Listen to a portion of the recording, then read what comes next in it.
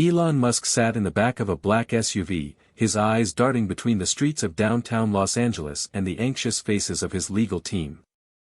It was a typical day in the life of one of the most famous innovators of the modern age, or at least, it used to be. Today, though, was different.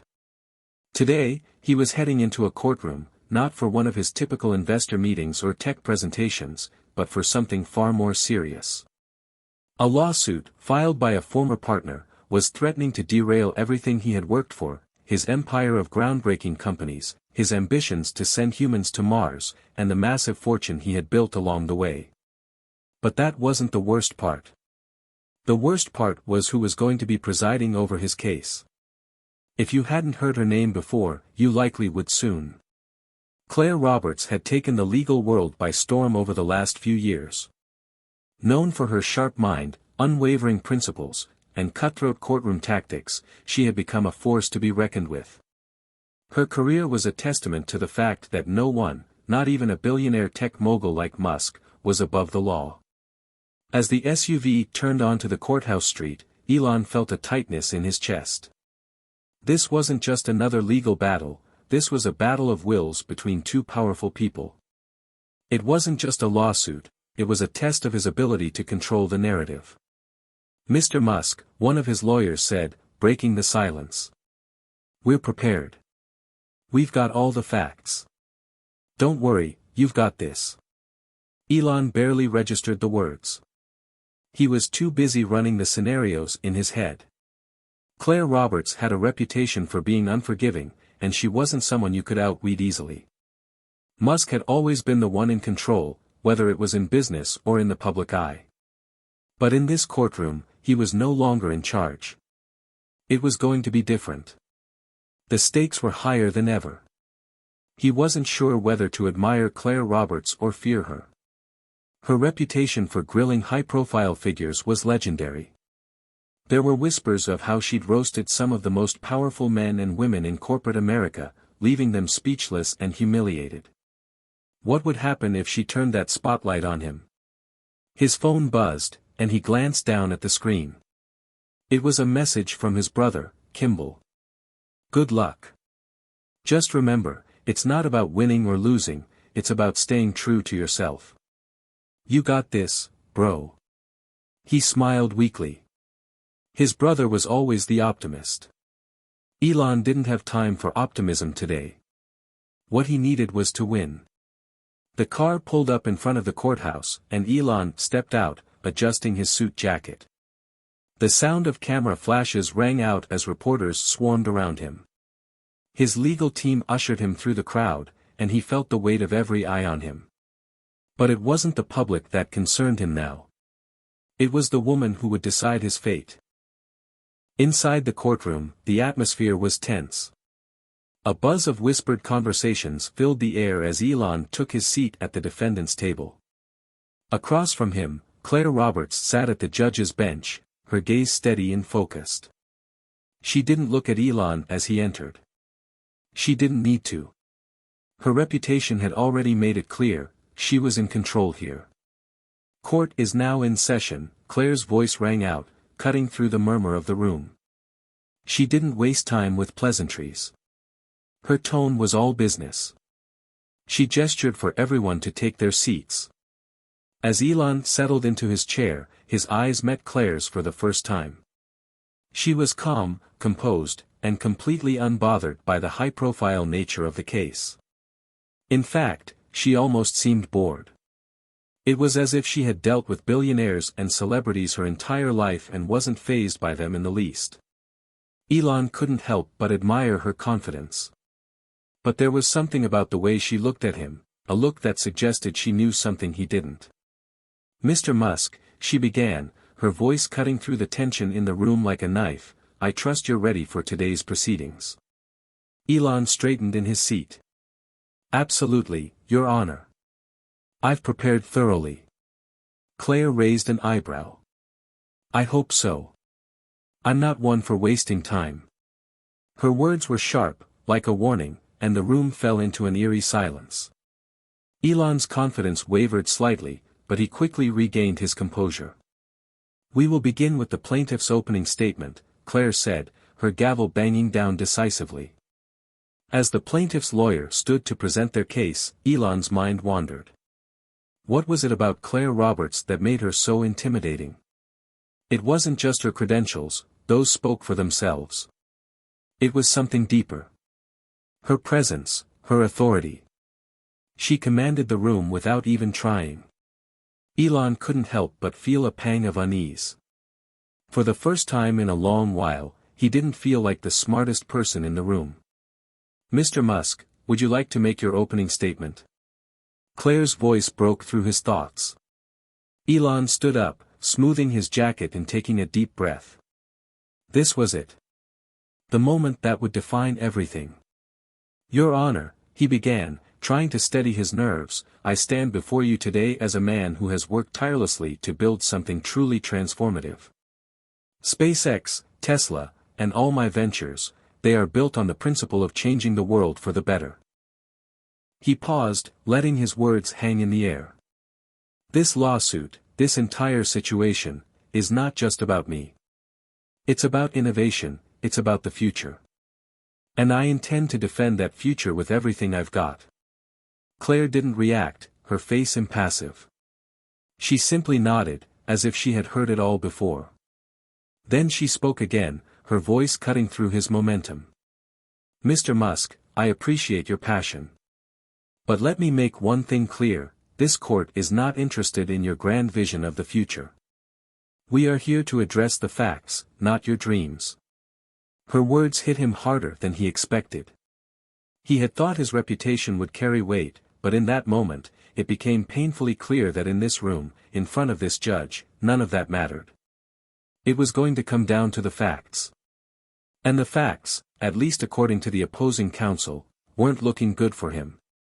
"Now," Claire continued, her gaze locking onto him, "let's get started." The tension in the room was palpable. Elon braced himself. The fight for his future had begun, and it was going to be far tougher than he ever imagined. Hit subscribe and leave a comment with where you're watching from.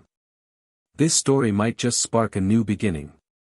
What's one thing that always pushes you forward, even when things get tough? Elon Musk's journey to this very moment in court had been anything but conventional. He wasn't born into a life of privilege or guaranteed success. Born in Pretoria, South Africa, he had grown up with a deep love for technology and a hunger for knowledge. As a child, he would devour books on science, engineering, and space travel, dreaming of a future where he could push the boundaries of what was possible. Despite facing his fair share of challenges, bullying at school, financial struggles, and the complexities of living in a divided country, Elon was always determined to carve out a path for himself. He moved to the United States in the early 90s to attend the University of Pennsylvania, where he quickly gained a reputation for his brilliant mind and relentless drive. But what truly set him apart wasn't just his intellectual ability, it was his vision. He wasn't just interested in making money, he was obsessed with changing the world. After dropping out of Stanford University after just 2 days, Elon went on to co-found Zip2, an online city guide that he later sold to Compaq for nearly $300 million. From there, his ventures only grew bolder. He founded X.com, which would eventually become PayPal, and later went on to create Tesla, SpaceX, Neuralink, and The Boring Company. Each of these companies was not just about making money, they were about reshaping the future. Elon's philosophy was simple: if you're not trying to change the world, then what are you doing? However, for all his success, Elon's journey had been marred with controversies. His outspoken nature on social media, his occasional disregard for the rules, and his relentless pursuit of his goals had led him to clash with not just the media but also the law. Most recently, his company, SpaceX, was embroiled in a legal battle over intellectual property rights with a former partner who claimed Elon had breached a contract, leading to today's courtroom drama. And now, sitting across from him in the cold, sterile courtroom, was the woman who would hold the fate of his companies in her hands. Like Elon, Claire Roberts wasn't someone who had been handed her success on a silver platter. Born into a modest family in the Midwest, Claire had grown up with a fierce determination to succeed. She'd worked her way through law school, balancing multiple jobs and studying late into the night. Her childhood wasn't filled with lavish vacations or designer clothes, but with a drive to prove herself. By the time she was in her early 30s, Claire had already gained a reputation as a brilliant litigator. She was known for her no-nonsense approach and sharp legal mind. But what truly set her apart was her ability to hold her ground against anyone, no matter how powerful they were. Claire's rise to the bench had been meteoric. She had quickly climbed the ranks, first as a prosecutor, then as a defense attorney, before being appointed to the federal bench. As a judge, Claire wasn't afraid to make tough calls, even if it meant going against public opinion or challenging the elite. She had a reputation for being ruthless when it came to justice, and the media had dubbed her the Iron Lady of the courtroom, a nickname that both terrified and fascinated those who had to appear before her. Yet, for all her legal prowess, Claire's personal life had been less than ideal. The ambition that drove her to the top of her field had also led to the unraveling of her relationships. Her marriage had ended in divorce, and her strained relationship with her family often left her feeling isolated. She poured herself entirely into her work, and the law became her only solace. But deep down, Claire knew that she wasn't just serving justice, she was also compensating for a sense of loneliness and emotional detachment. As she sat behind the bench, watching Elon Musk and his legal team prepare for the proceedings, she couldn't help but wonder what it would feel like to be in his shoes. To be the kind of person who could change the world with just a few bold ideas. But at the same time, Claire had no illusions about the price of power. The world might admire people like Elon, but it was the people in the courtroom, the ones who followed the rules, that had the final say. She knew that, no matter how high up he was on the totem pole, in her courtroom, Elon Musk was just another person in need of a fair trial. Her thoughts were interrupted when the courtroom door opened, and the plaintiff's attorney began presenting his case. Claire turned her attention back to the proceedings, her mind already processing the strategy of the opposition. This wasn't just about one lawsuit, it was about making an example of the powerful. About ensuring that no one, no matter how influential, was above the law. As the plaintiff's attorney laid out their arguments, Elon sat back in his chair, trying to remain calm. He had been through many challenges before, dealing with media backlash, regulatory hurdles, and even personal setbacks. But this felt different. The stakes were higher. The courtroom, with its cold, indifferent walls, was a far cry from the boardrooms and tech summits he was used to. This was a place of rules, of facts, and of consequences. He couldn't help but glance at Claire Roberts every now and then. She wasn't like other judges. There was no trace of favoritism in her eyes. No signs of uncertainty. She was composed and focused, like a chess player analyzing every move. Elon had faced plenty of tough adversaries in his career, but none like Claire.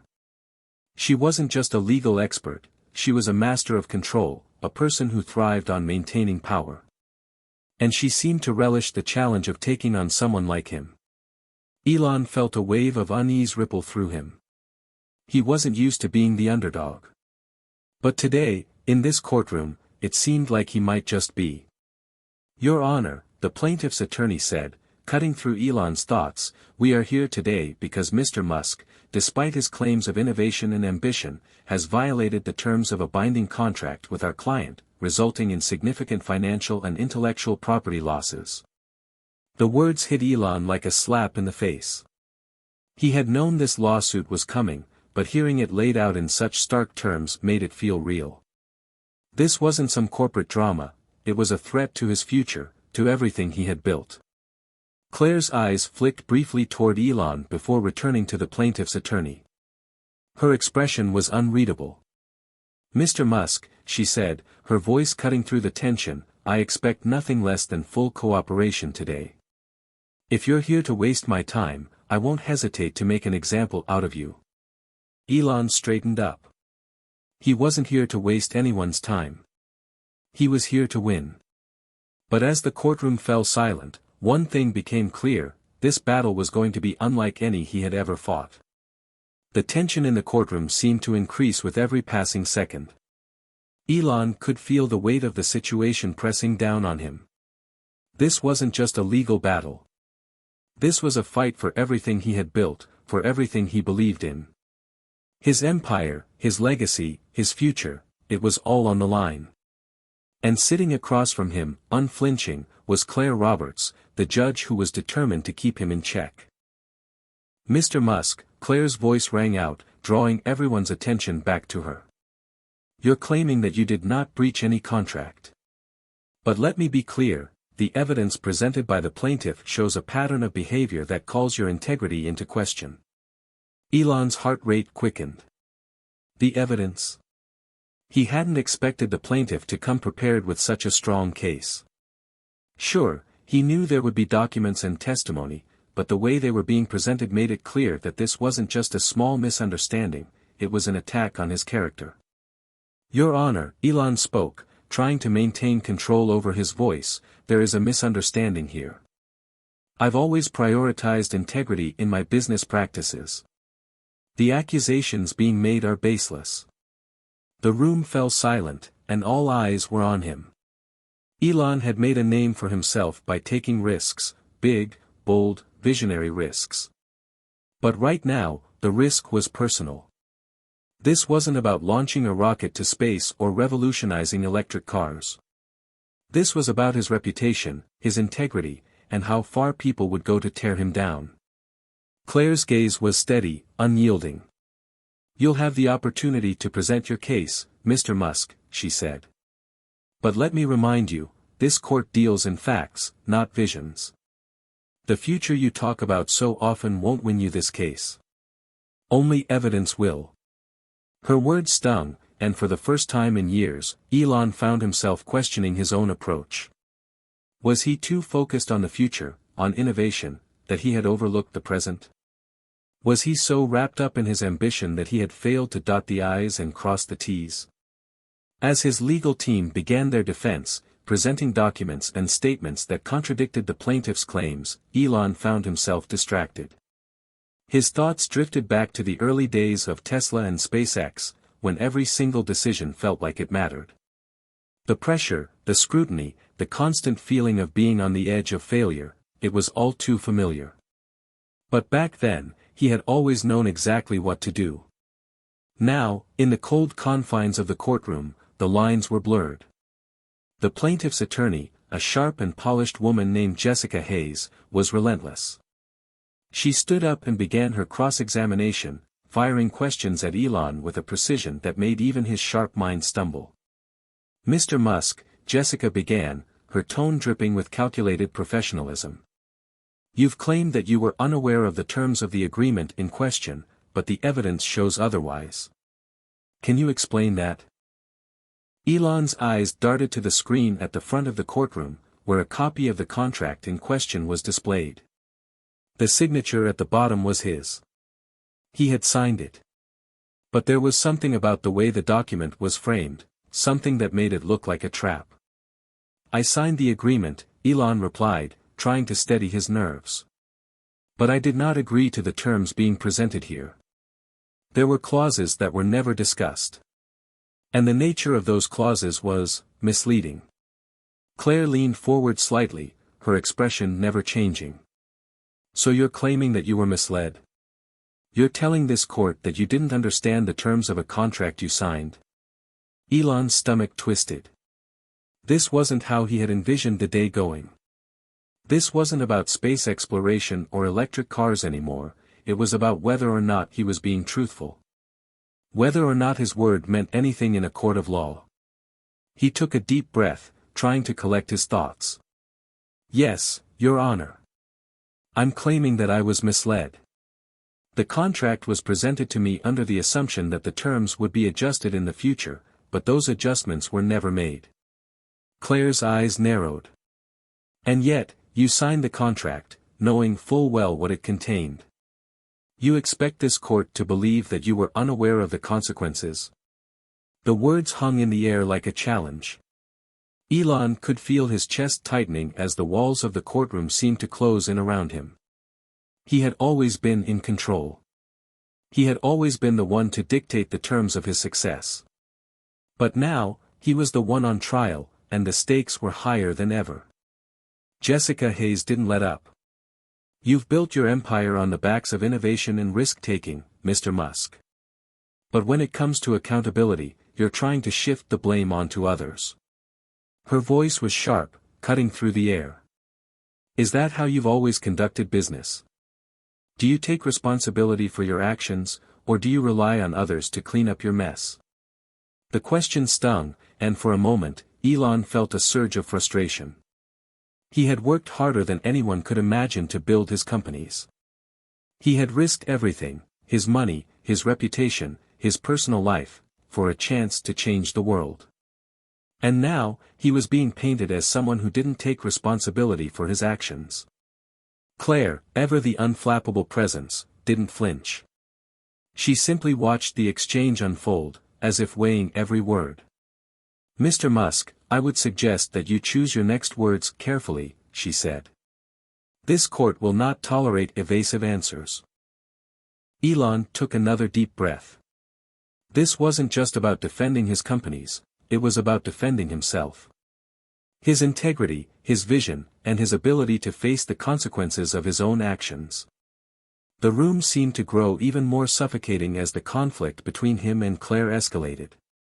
She was relentless, and it was clear that she wasn't interested in hearing the grandiose vision of Mars or the future of renewable energy. She was here for the facts, and she expected him to deliver. As the day wore on, the courtroom became a battlefield. Elon's legal team fought back, presenting counterarguments and evidence that undermined the plaintiff's claims. But it was clear that the outcome of this case wasn't going to be decided by who had the better legal strategy. It was going to come down to the one person who held all the power in the room, Judge Claire Roberts. The sun had already dipped below the horizon by the time the courtroom proceedings wrapped up for the day. The tension that had thickened throughout the afternoon seemed to linger in the air, refusing to dissipate. Elon's mind buzzed with thoughts of the day's events, his words, the sharpness of Jessica Hayes' questioning, the calm, impenetrable demeanor of Judge Claire Roberts. His team had done their best to present a solid defense. But in truth, nothing seemed to sway the judge's steely focus. The courtroom had become more than just a place of legal battles, it had become a crucible, one in which every word, every gesture, was under scrutiny. And for the first time in years, Elon found himself questioning his own decisions, the choices he had made that had led him to this point. As he walked out of the courthouse that evening, the weight of the day hung heavy on his shoulders. His usual confidence, the unshakable belief that he could overcome any obstacle, had been fractured. He was facing more than just a lawsuit. He was facing a person who wasn't impressed by his wealth or influence, someone who saw only the law, the facts, and his actions. For a brief moment, he allowed himself to feel the gravity of it all. Was this the beginning of the end? Had his ambition, his drive to change the world, finally led him down a path he couldn't escape? Elon. A voice broke through his thoughts, and he turned to see his lead counsel, Sarah, walking toward him. Her expression was a mix of concern and determination, but underneath it all, there was a flicker of something else, something she wasn't saying. "You okay?" she asked, her voice softer than usual. Elon ran a hand through his hair, feeling the exhaustion settle in. He hadn't slept well in weeks, and today had only made things worse. "I don't know," he replied honestly. "This whole thing.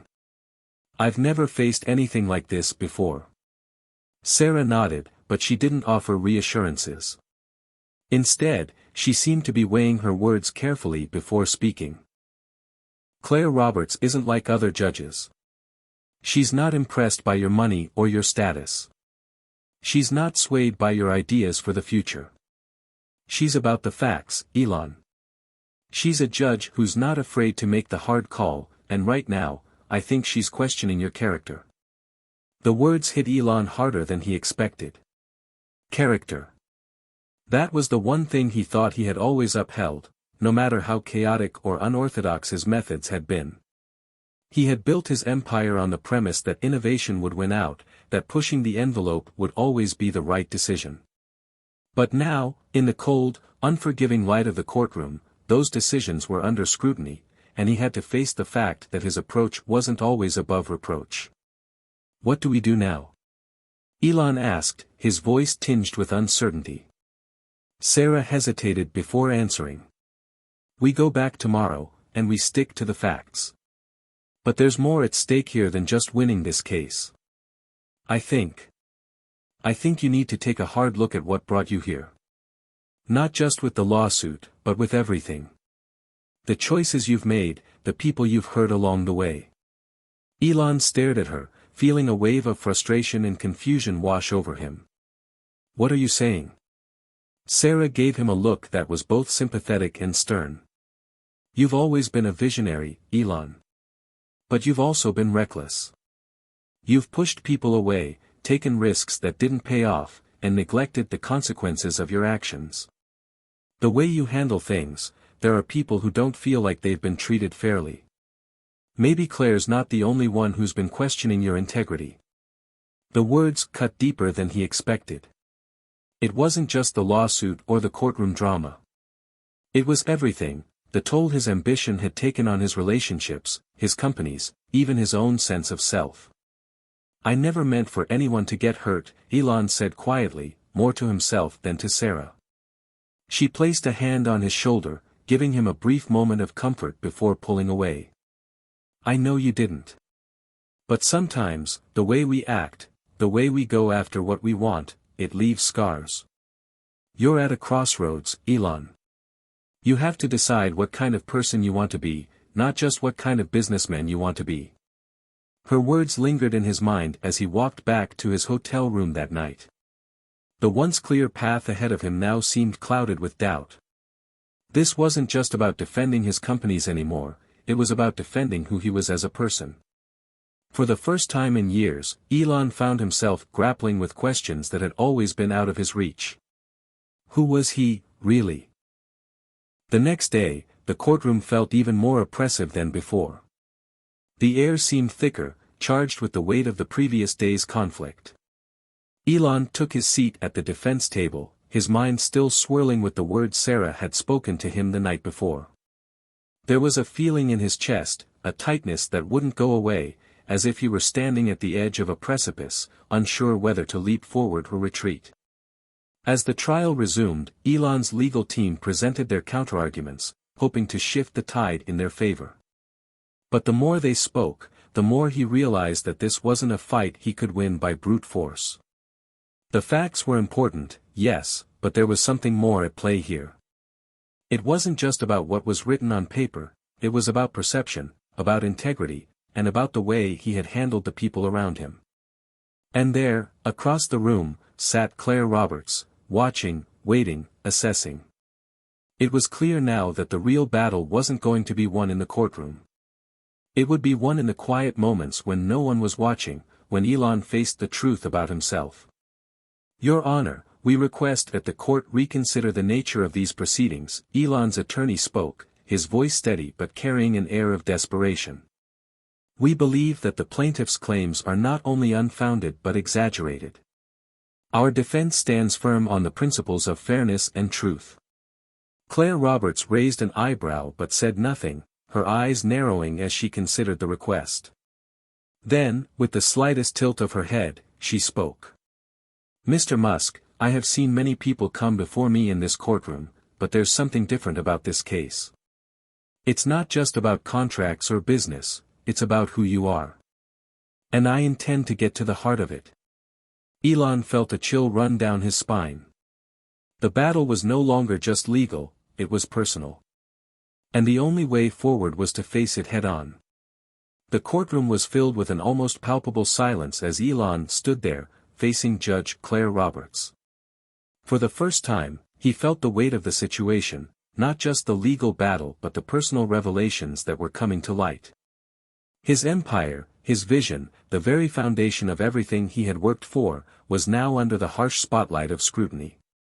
Judge Roberts had made it clear. She wasn't just here for the legalities.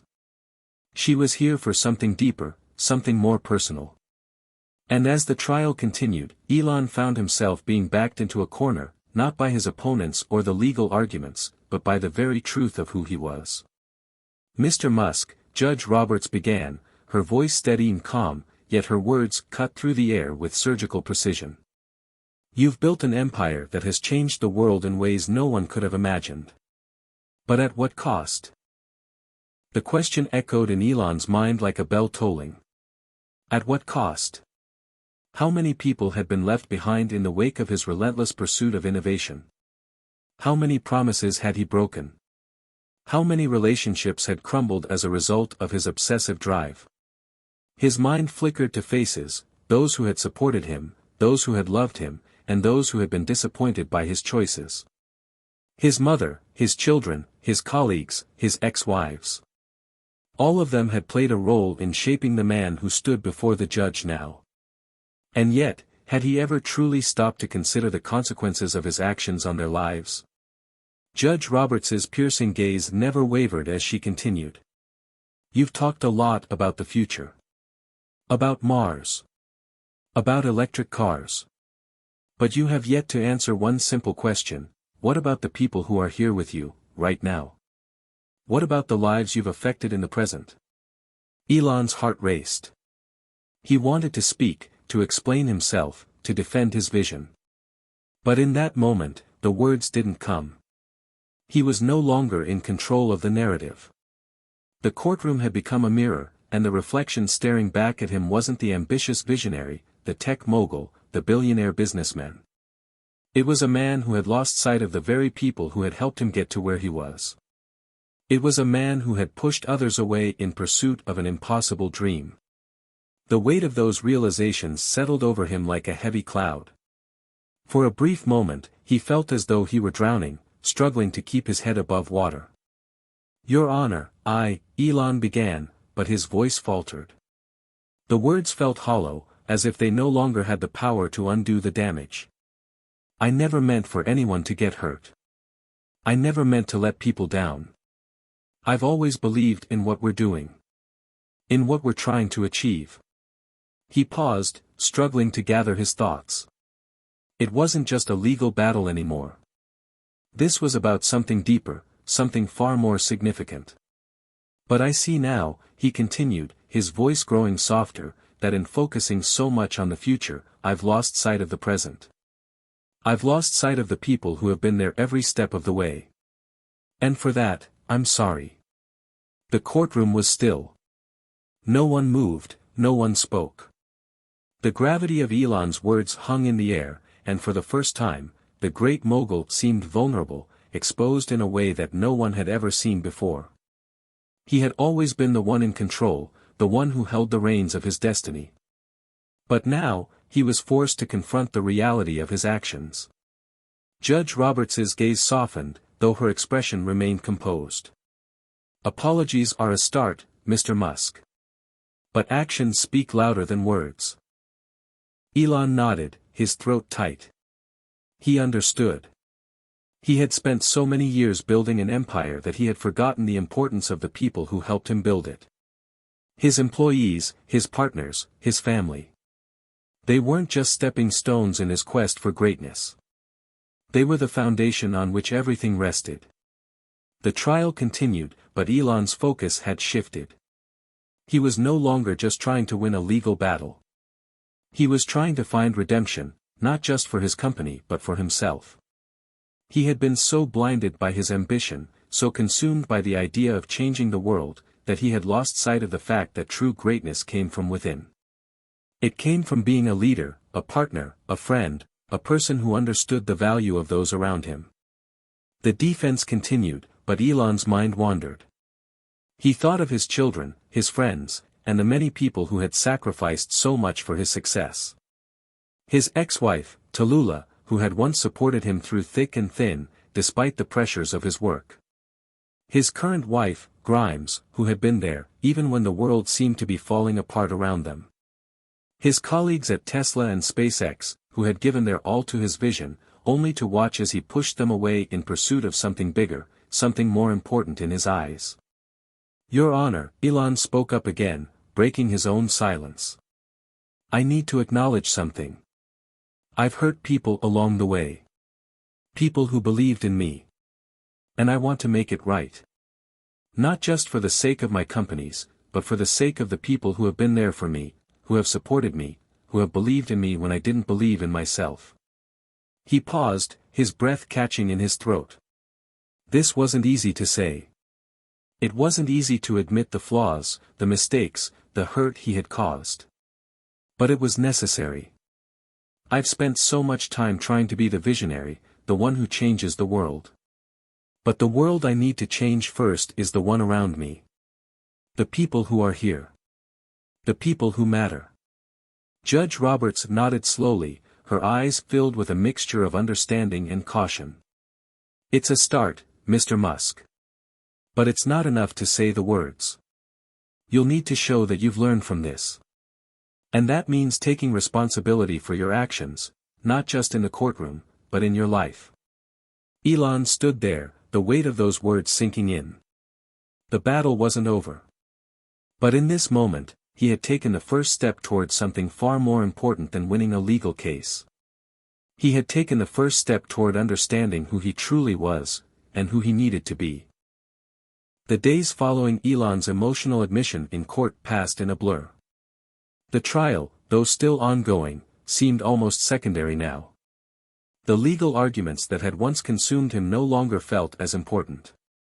His focus had shifted from fighting a lawsuit to fighting something deeper, his own sense of identity and purpose. He had spent so much of his life chasing grand visions, pushing boundaries, striving to make history. And in doing so, he had neglected the very thing that had brought him to this point, the people who believed in him, the ones who stood by his side through thick and thin. But that had changed. For the first time, he was ready to face the consequences of his actions, not in the courtroom, but in his heart. As the final days of the trial approached, Elon found himself grappling with an overwhelming sense of responsibility. The words from Judge Claire Roberts continued to echo in his mind, actions speak louder than words. He had spoken the truth in the courtroom, but now it was time to back up those words with meaningful change. One evening, as he sat alone in his hotel room, Elon took a moment to reflect. He picked up his phone and scrolled through old photos, pictures of his children, his parents, his team at Tesla and SpaceX. There were faces in these pictures that he had neglected for too long, faces that he hadn't truly appreciated until now. I've done a lot of things for the world, he muttered to himself, staring at a photo of his young son, XAEA 12. But what have I done for the people who matter most? The realization hit him harder than any courtroom argument. He had been so consumed with his ambitions, so driven by his vision for the future, that he had forgotten the most basic human need, to connect, to nurture relationships, to be present. He couldn't change the past, but he could change how he moved forward. The next day, he called a meeting with his closest advisors at Tesla and SpaceX. His legal team was still working hard behind the scenes, but Elon felt a deeper need to address something more pressing than the lawsuit. He needed to take accountability for his role in the corporate culture he had built, a culture that, for all its innovation, had often been driven by pressure, fear, and a relentless pursuit of perfection. I've always asked you to work harder, to push further, he began, his voice steady but tinged with sincerity. But I realize now that I haven't always been the leader I should have been. I've let you down. And I want to make that right.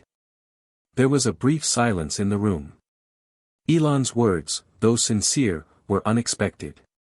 His advisors, colleagues, and even friends who had been by his side through the toughest of times looked at him with a mixture of surprise and admiration.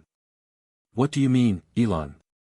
Sarah, his longtime head of legal affairs, asked cautiously. I mean that I've asked too much of all of you, without always taking the time to listen. I've been so focused on the end goal that I've lost sight of the journey. And that's not right. Elon paused, feeling the weight of the moment. I'm not just the CEO of these companies. I'm the person who sets the tone for all of us. I need to lead with empathy, with understanding, and with a commitment to making this a place where everyone feels valued. The room was still, the air heavy with unspoken thoughts. Elon had always been a visionary, a leader who pushed boundaries, but this was different. He was showing vulnerability, something that he had rarely done before. And it was clear that his words had struck a chord. "We're going to change things," he continued, his tone more confident now. "We'll find ways to take care of each other. We'll make this a company that's not just about innovation but about people. And we'll do it together." There was a shift in the room, a quiet acknowledgement that things were about to change. Elon wasn't just asking for forgiveness, he was committing to a new way of being. A way that wasn't just about the future of technology, but the future of the people who made it all possible. The trial came to a close just a few days later. Elon sat in the courtroom, listening as Judge Claire Roberts delivered her final ruling. The tension in the air was thick, and for a moment, he felt as if his future hung in the balance. The jury had deliberated, and now it was time to find out if his efforts to make amends, both in the courtroom and in his personal life, would be enough. "Mr. Musk," Judge Roberts began, her voice measured but firm. "This case has been a journey of not just legal proceedings, but of personal reflection. And while the court finds in favor of the plaintiff in certain aspects, I do believe that you've taken a step toward understanding the importance of accountability. Your actions moving forward will be crucial." Elon's heart raced. This wasn't the complete victory he had hoped for, but it wasn't a loss either. The judge's words had given him something more valuable than a legal win. She had acknowledged his growth, his willingness to face his mistakes, and his determination to change. "This is not the end of the road," Judge Roberts continued, "but it is a beginning. Mr. Musk, I hope you take this opportunity to lead not just through innovation, but through humility and integrity." Elon nodded, feeling a weight lift off his shoulders. The battle had been hard, and he had lost some ground, but he had gained something far more important, a chance to rebuild, to learn, and to lead in a way he never had before. In the weeks that followed, Elon worked tirelessly to implement the changes he had promised. At Tesla, he introduced new programs focused on employee well-being, mental health, and work-life balance. He made sure that everyone at SpaceX felt heard, valued, and supported. He reached out to his family, mended relationships that had been strained for years, and took the time to be present with his children. And slowly, the world began to see a different side of Elon Musk. Not just the billionaire businessman or the tech mogul, but the man who had learned that true success wasn't just about changing the world, it was about changing the way we treat each other. The lawsuit eventually came to an end, with Elon agreeing to a settlement. It wasn't a perfect resolution, but it was a fair one. The world continued to watch his every move, but now, they weren't just waiting for him to fail. They were waiting to see what he would do next, now that he had learned some of life's most important lessons. Elon had always been known for his ambition.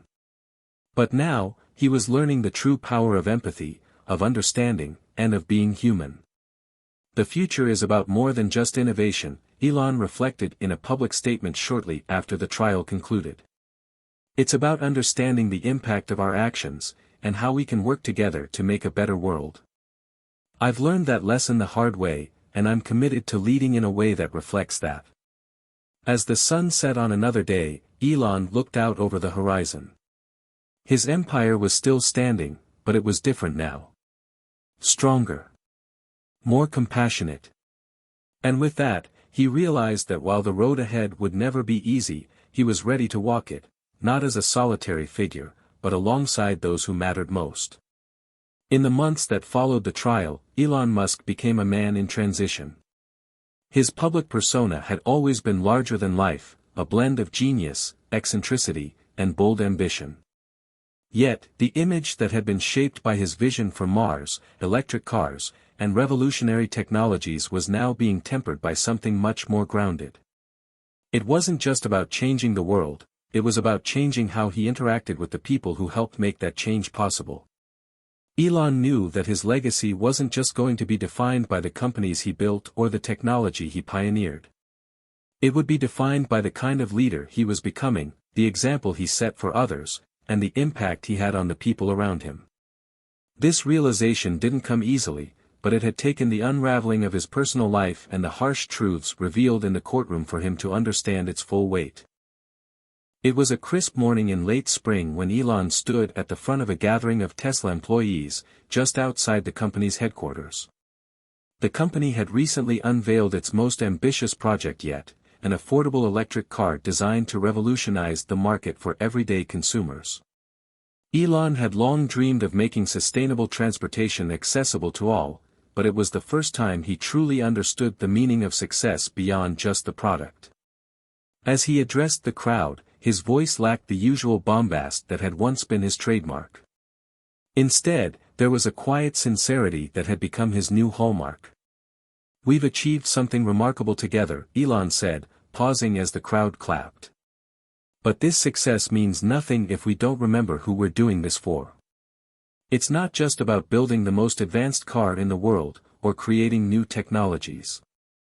It's about making sure that every person here, every one of you, feels respected and valued. Because at the end of the day, the people are what drive innovation." There was a subtle shift in the room. The applause wasn't as loud as it had been in the past. It was quieter, more measured, as though his words were being carefully processed by the very people who had helped him get to where he was. Elon had always been the visionary, the one with the big ideas, but now, he was sharing the credit. For the first time, he was truly acknowledging that his success was built on the shoulders of those around him. His employees responded with nods of agreement. Many had been with him since the early days of Tesla, working long hours under intense pressure.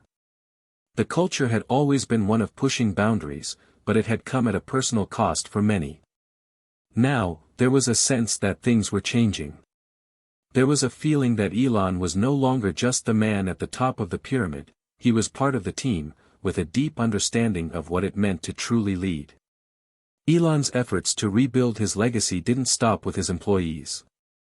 He had spent years neglecting his family, especially his children, as he devoted himself to his work. Now, he was determined to make things right. He reached out to his ex-wives, his children, and his parents, trying to heal the wounds that had been inflicted by his single-mindedness. One evening, he sat down with his eldest son, Nevada, at a quiet restaurant in Los Angeles. They hadn't spent much time together over the past few years, as Elon had been focused on his business ventures. But now, he wanted to be a father, not just a provider. "I know I haven't been around as much as I should have," Elon began, his voice tentative. "But I want you to know that I'm here now. I'm here to be the dad you deserve." Nevada, now a teenager, looked at his father with a mixture of curiosity and wariness. He had seen his dad achieve great things, but he had also seen the toll it had taken on their relationship. He didn't say much at first, but after a few moments, he spoke softly. "I just want you to be there, Dad. That's all." The simplicity of his son's words hit Elon harder than any speech or presentation ever could. It wasn't about the money, the fame, or the status. It was about being present, about showing up when it mattered most. That was the legacy Elon Musk was now determined to build, one that didn't just involve changing the world, but one that also honored the people who had supported him through every trial and triumph. As the months went on, Elon made more public efforts to shift his narrative. He spoke openly about the lessons he had learned in the courtroom, about how his pursuit of greatness had often overshadowed the human connections that mattered most. He began advocating for more mental health support in the tech industry, calling on other leaders to prioritize the well-being of their teams. It was a side of Elon that many hadn't seen before, and it garnered a new level of respect from both his peers and the public. At a tech conference in Silicon Valley, Elon took the stage to deliver a keynote speech on the future of humanity and technology.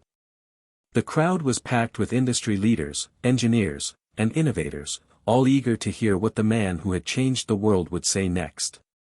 "We live in a time where technology is advancing faster than ever," Elon said, his voice steady. "But the real question is, what are we doing with that technology? Are we using it to solve problems, to make lives better, or are we just using it to further our own ambitions? The room fell silent as Elon continued. I've spent years obsessed with changing the future. But I've learned that it's not just about the future, it's about how we live today. How we treat the people around us, how we care for each other, how we create an environment where everyone can thrive. Elon's words resonated with the audience in a way they never had before. He was no longer just the tech mogul with futuristic ideas. He was a leader who understood the importance of empathy, of human connection, of balance. And for the first time, it seemed as though the world was ready to listen. Despite the public praise and growing support, Elon knew the road ahead wouldn't be easy. He still faced challenges, both in his personal life and his businesses. But for the first time, he felt as though he was walking that road with a sense of clarity, with a renewed understanding of what truly mattered. In the quiet moments of reflection, he thought about the future of Tesla, of SpaceX, of humanity's push to explore the stars. But he also thought about the future of his family, his relationships, and his legacy as a man who had learned from his mistakes.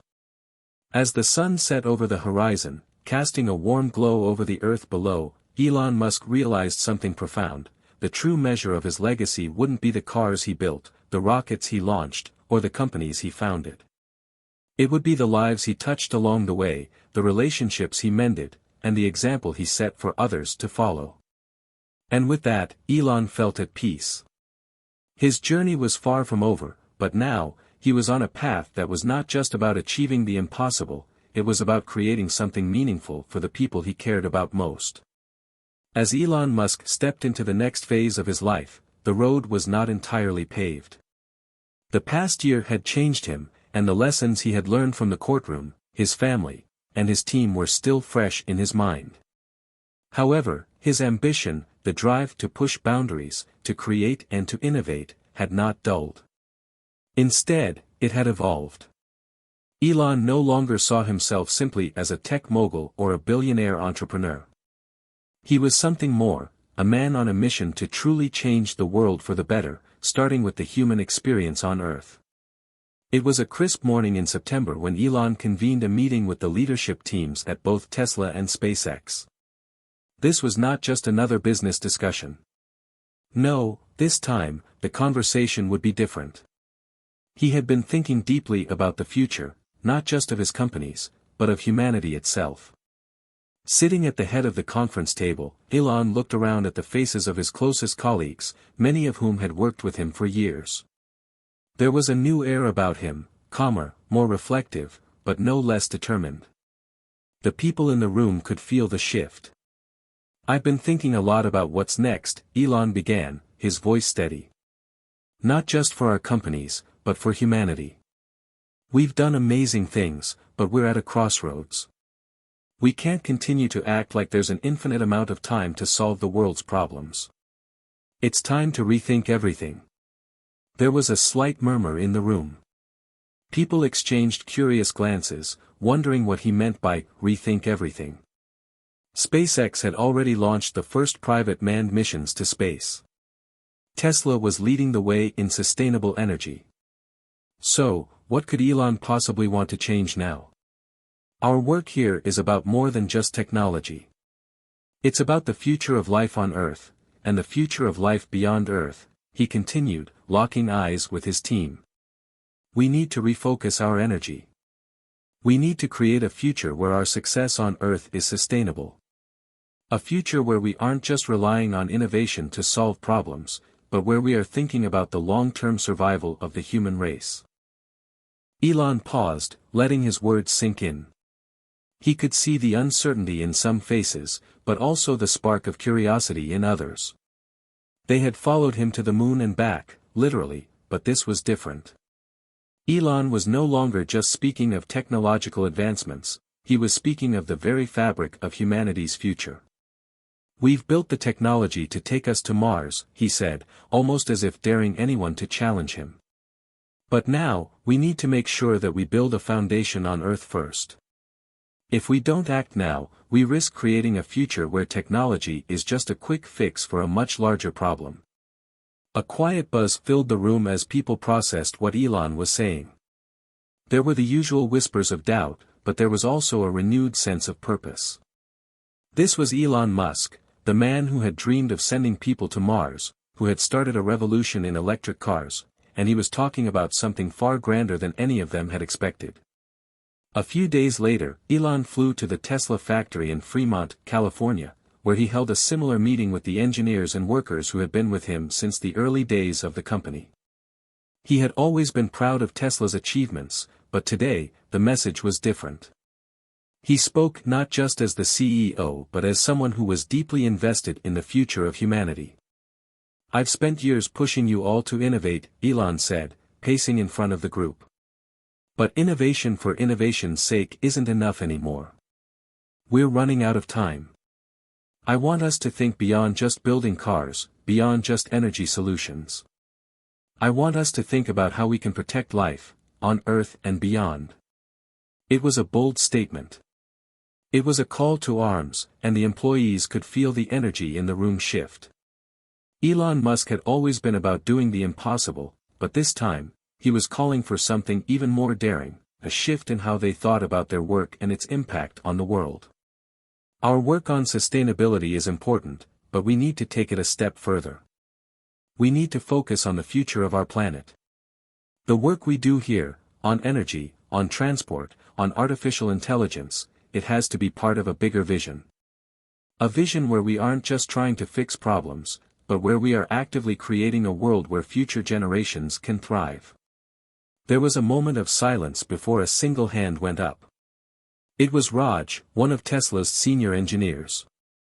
"Elon," he began, "you've always said that the mission of Tesla is to accelerate the advent of sustainable energy. But what you're talking about now, what do you mean by protecting life? How does that fit into the mission of the company?" Elon's eyes gleamed with the fire of someone who had been thinking about this for a long time. Raj nodded slowly, clearly deep in thought, and the rest of the room fell into a contemplative silence.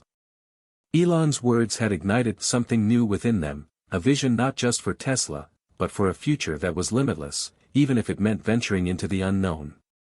In the coming weeks, Elon's vision began to take shape. The teams at both Tesla and SpaceX were tasked with creating not just new technologies, but systems designed to ensure the survival and prosperity of humanity in the face of climate change, resource depletion, and the potential threats of the future. This wasn't about profit margins or market share anymore. This was about the long-term survival of the species.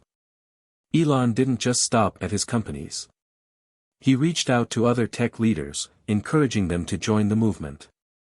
He began speaking more publicly about the importance of collaborative efforts to ensure humanity's future, even opening discussions with world leaders about the need for a coordinated global effort to combat climate change and prepare for the challenges of the future.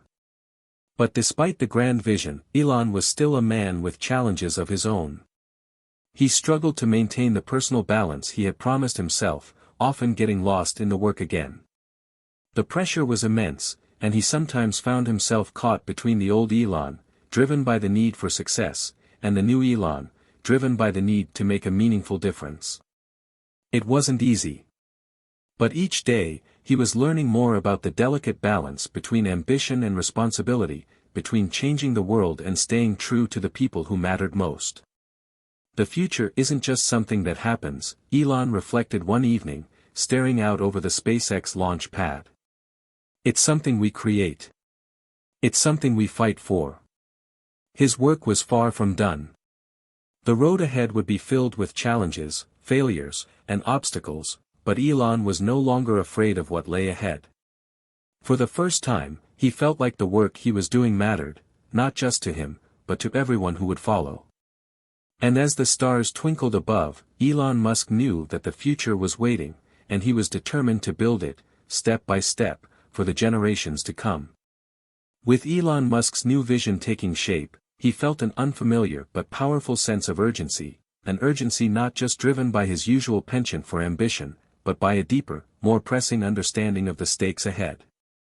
The world was on the precipice of a new era, and his companies were poised to be at the forefront.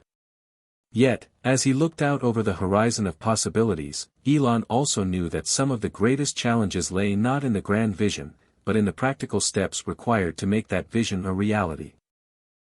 The first major test of this new vision came just a few weeks after his announcement to refocus the efforts of Tesla and SpaceX. Elon called for an all-hands meeting at SpaceX's headquarters in Hawthorne, California. This time, it wasn't just about launching the next big rocket. This time, the goal was even more ambitious, developing the technology and infrastructure necessary to build a self-sustaining human colony on Mars, all while ensuring that Earth remained habitable. It was an audacious plan, one that seemed impossible even for someone like Elon Musk. But he was not one to back away from a challenge. The pressure weighed heavily on him, but there was no turning back now. His team was assembled in a sleek, modern conference room, and they were listening intently. "I know this might sound like an impossible leap," Elon began, standing before his team, his hands clasped behind his back. "But it's a leap we need to take. If we want humanity to survive and thrive in the future, we need to start thinking beyond our borders, beyond this planet." The faces around the room were a mixture of skepticism and excitement. Some of the engineers had been with him since the early days of SpaceX, when launching rockets into space seemed like an insurmountable task. Now, they were looking at him as if he were asking them to climb Everest without oxygen. "It's not just about Mars," Elon continued. "We need to figure out how to make life on Mars not just possible, but sustainable. This requires more than just rockets, it requires life support systems, habitats, energy systems, and the ability to produce food and water on another planet. And that's what we need to focus on now." His words were bold, but Elon knew that his team was capable of the impossible. They had proven that time and time again. They had already redefined space travel, cutting costs and making launches more reliable. But this? This was something else entirely. The room was silent as his words echoed in the minds of everyone present. Elon paused, letting the weight of the task sink in. Then, he broke the silence with a single, clarifying sentence. "If we can build the infrastructure to make life on Mars possible, we can solve some of Earth's most pressing problems." The idea was revolutionary. The goal of becoming a multiplanetary species had always been about expanding the boundaries of human existence. But now, there was a new layer to the mission. Making Mars habitable would require breakthroughs in energy, transportation, food production, and the preservation of human life, all things that could, if successful, fundamentally change life on Earth. If Elon and his team could crack this code, it could revolutionize sustainability, energy efficiency, and humanity's relationship with the planet. In the following weeks, Elon's vision began to take root across both SpaceX and Tesla. There was a renewed sense of purpose, with teams working tirelessly to create sustainable solutions. However, even as the companies made strides in their efforts to address the biggest challenges, there were constant hurdles to overcome. One of the first challenges was finding a way to generate renewable energy on Mars. The red planet had no natural infrastructure, no coal mines, no oil wells, not even a steady supply of sunlight. Elon's team began working on advanced solar panels designed to withstand Mars's thin atmosphere and harsh dust storms. They also began looking into ways to harvest energy from the planet's natural resources, like extracting hydrogen from water ice, which could then be converted into fuel for the colony. The next hurdle was food production.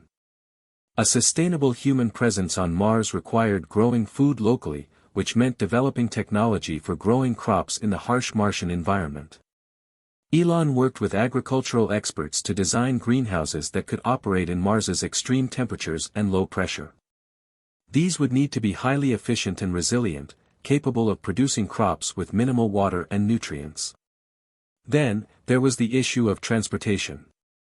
SpaceX had already made incredible strides in reusable rocket technology, but the next step was far more ambitious, a fleet of spacecraft capable of transporting large numbers of people, equipment, and supplies to and from Mars. They were working on the Starship, an ultra-efficient spacecraft capable of carrying hundreds of people to Mars in a single trip. But there were countless design challenges to overcome. How would they protect passengers from radiation? How would they ensure that the spacecraft could carry everything necessary to build a colony on Mars and keep it running? Despite the enormous challenges, Elon remained resolute.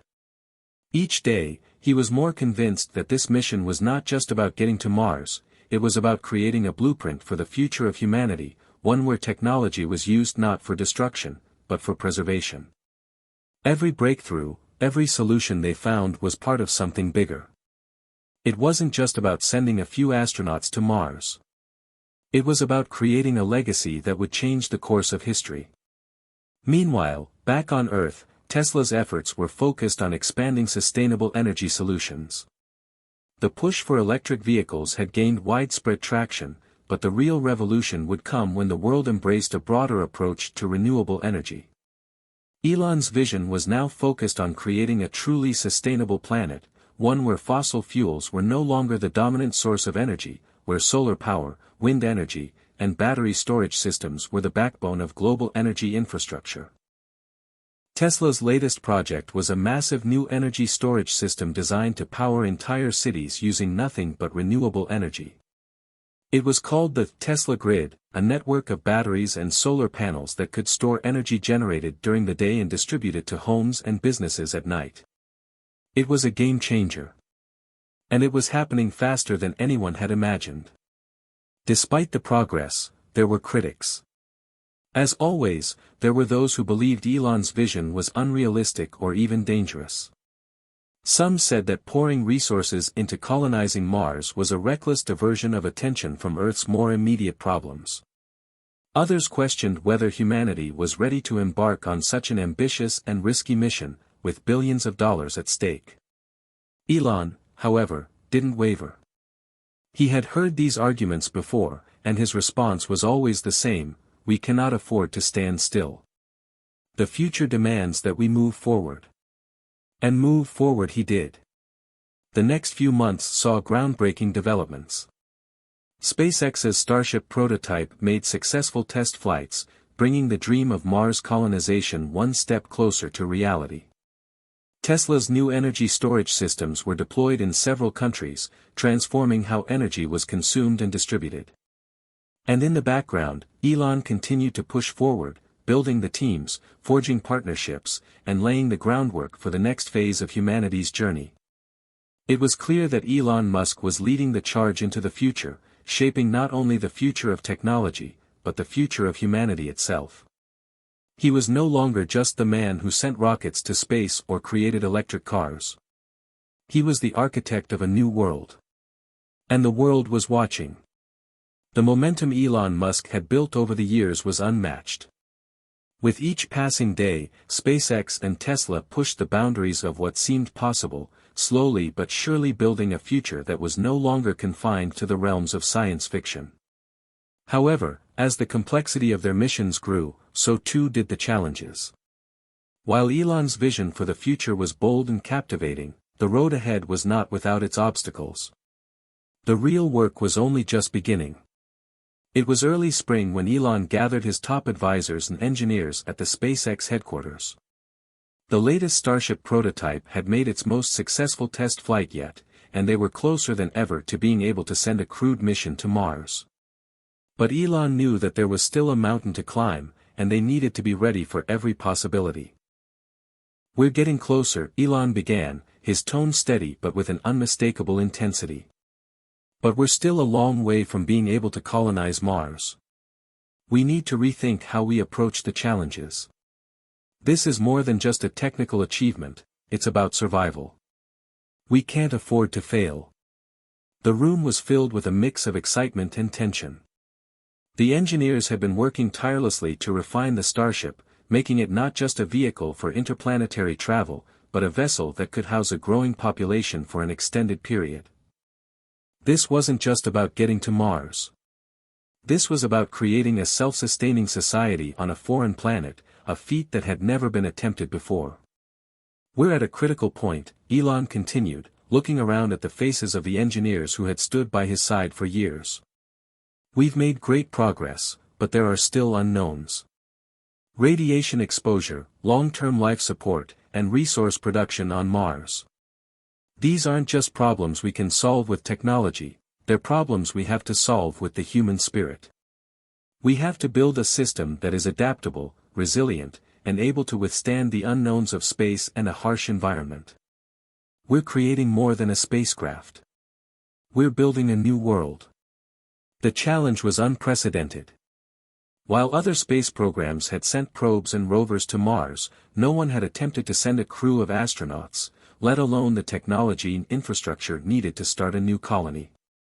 But this was what Elon thrived on. The unknown. The impossible. The dream of turning a barren planet into a thriving human outpost. Meanwhile, back on Earth, Tesla was seeing rapid growth, thanks to its breakthrough innovations in energy storage and electric vehicles. The Tesla grid, the energy storage system that had the potential to revolutionize how the world used energy, was being deployed in several key regions. Entire cities were beginning to rely on renewable energy, and Tesla's solar solutions were becoming a standard for sustainable living. Elon was transforming the energy landscape, something no one had anticipated when he first introduced the idea of electric cars. But even with Tesla's success, challenges loomed. Competition was growing fiercer, with other companies entering the electric vehicle and energy storage markets. The push to build a completely renewable energy infrastructure was met with skepticism in some parts of the world, particularly in industries heavily reliant on fossil fuels. Elon had faced opposition before, but this time it felt different. The stakes were higher. The future of humanity, and the planet, was at risk. We have to stay ahead of the curve, Elon told his team at Tesla's Fremont factory. There's no time to rest on our laurels. We're not just competing against other companies, we're competing against time. Our mission is not just to sell electric cars. It's to make every part of the energy grid sustainable. We have the technology, and we have the capability. We just need to push harder. Elon's words were a rallying cry for his team. They had come so far, but now they needed to go further. Tesla's focus was shifting from just creating electric vehicles to integrating renewable energy into every aspect of modern life. Solar roofs, electric trucks, and sustainable energy storage solutions were part of the broader picture, one that would require a new way of thinking, not just for Tesla, but for the world. As the months passed, the pressure mounted. SpaceX was moving full speed ahead with their plans for Mars, but there were still significant hurdles to overcome. A successful Mars mission would require not only the ability to get to the planet, but to stay there. Elon's plan involved more than just technology, it involved creating a new way of life. A crucial part of this plan was the development of a sustainable life support system that could function for extended periods on Mars. This system would have to produce oxygen, water, and food in the harsh Martian environment, and it would need to do so with limited resources. SpaceX worked closely with NASA's scientists, agricultural experts, and engineers to come up with solutions to this problem. They needed to create closed-loop systems that would allow astronauts to survive on Mars, as well as scalable technologies that could later be expanded to support a growing colony. Elon knew that even if they could get humans to Mars, that didn't guarantee they could survive. The mission was about more than exploration, it was about securing the future of the human race. And that meant they had to make Mars a place where people could thrive, not just survive. One of the biggest breakthroughs came when SpaceX developed a new form of in-situ resource utilization, ISRU. This technology allowed them to extract valuable resources from the Martian environment itself, water from ice deposits, carbon dioxide from the atmosphere, and even metals from the planet's surface. These resources could then be used to build habitats, produce fuel, and provide life support for astronauts. It was a game changer. By using the resources already available on Mars, they would reduce the need for massive supply missions from Earth. It was the kind of innovation that made Elon's vision seem possible. But there was still much work to be done. The process was far from perfect, and there were risks involved. The Martian environment was volatile and unpredictable, and anything could go wrong at any time. Despite the setbacks, the team pushed forward, knowing that they were not just changing the course of history, they were shaping the future of humanity. Elon's vision was beginning to take root not just in his companies, but in the minds of people all over the world. Space travel, sustainable energy, and a multiplanetary future were no longer just concepts for a distant future, they were becoming a reality. However, as Elon looked toward the horizon, he knew that the journey was far from over. The challenges were only growing, and the road ahead was full of uncertainty. But he was determined. This was what he had been working for all his life, the chance to leave a lasting legacy for future generations. The next step was clear. SpaceX would send the first crewed mission to Mars within the next 5 years, and Tesla would continue pushing the boundaries of sustainable energy. Elon wasn't interested in waiting for the future to come to him, he was determined to make it happen on his own terms. As the pressure mounted, Elon's resolve only strengthened.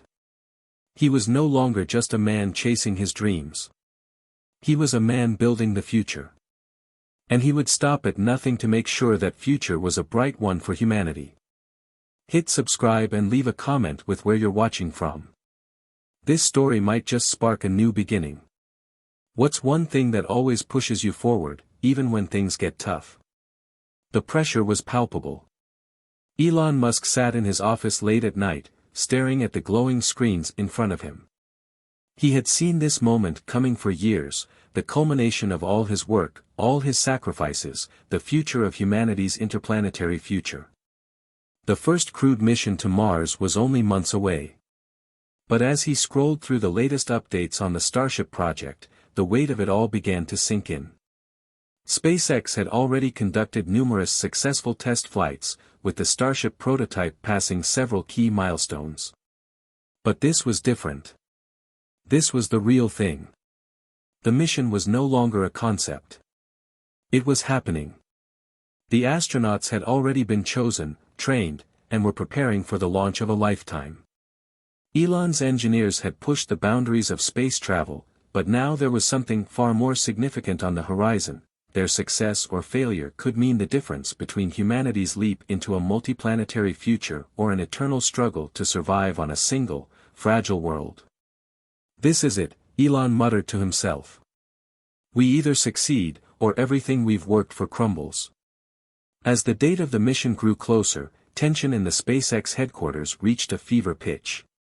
The engineers, scientists, and support teams worked around the clock, double-checking every detail, ensuring every system was optimized for the harsh realities of space travel. There was no room for error. Mars was an unforgiving planet, and everything had to be perfect. The astronauts had been through months of rigorous training, simulations, and medical assessments.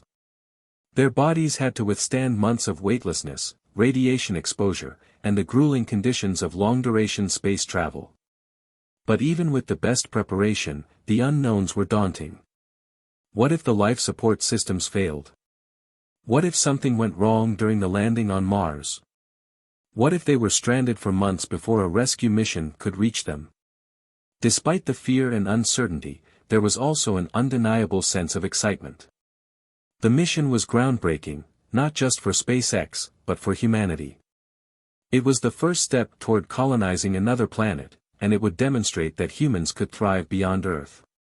The astronauts weren't just pioneers, they were symbols of hope, carrying the dreams of millions on their shoulders. Elon's thoughts were interrupted by a knock on his office door. "Come in," he called, his voice steady despite the whirlwind of thoughts in his mind.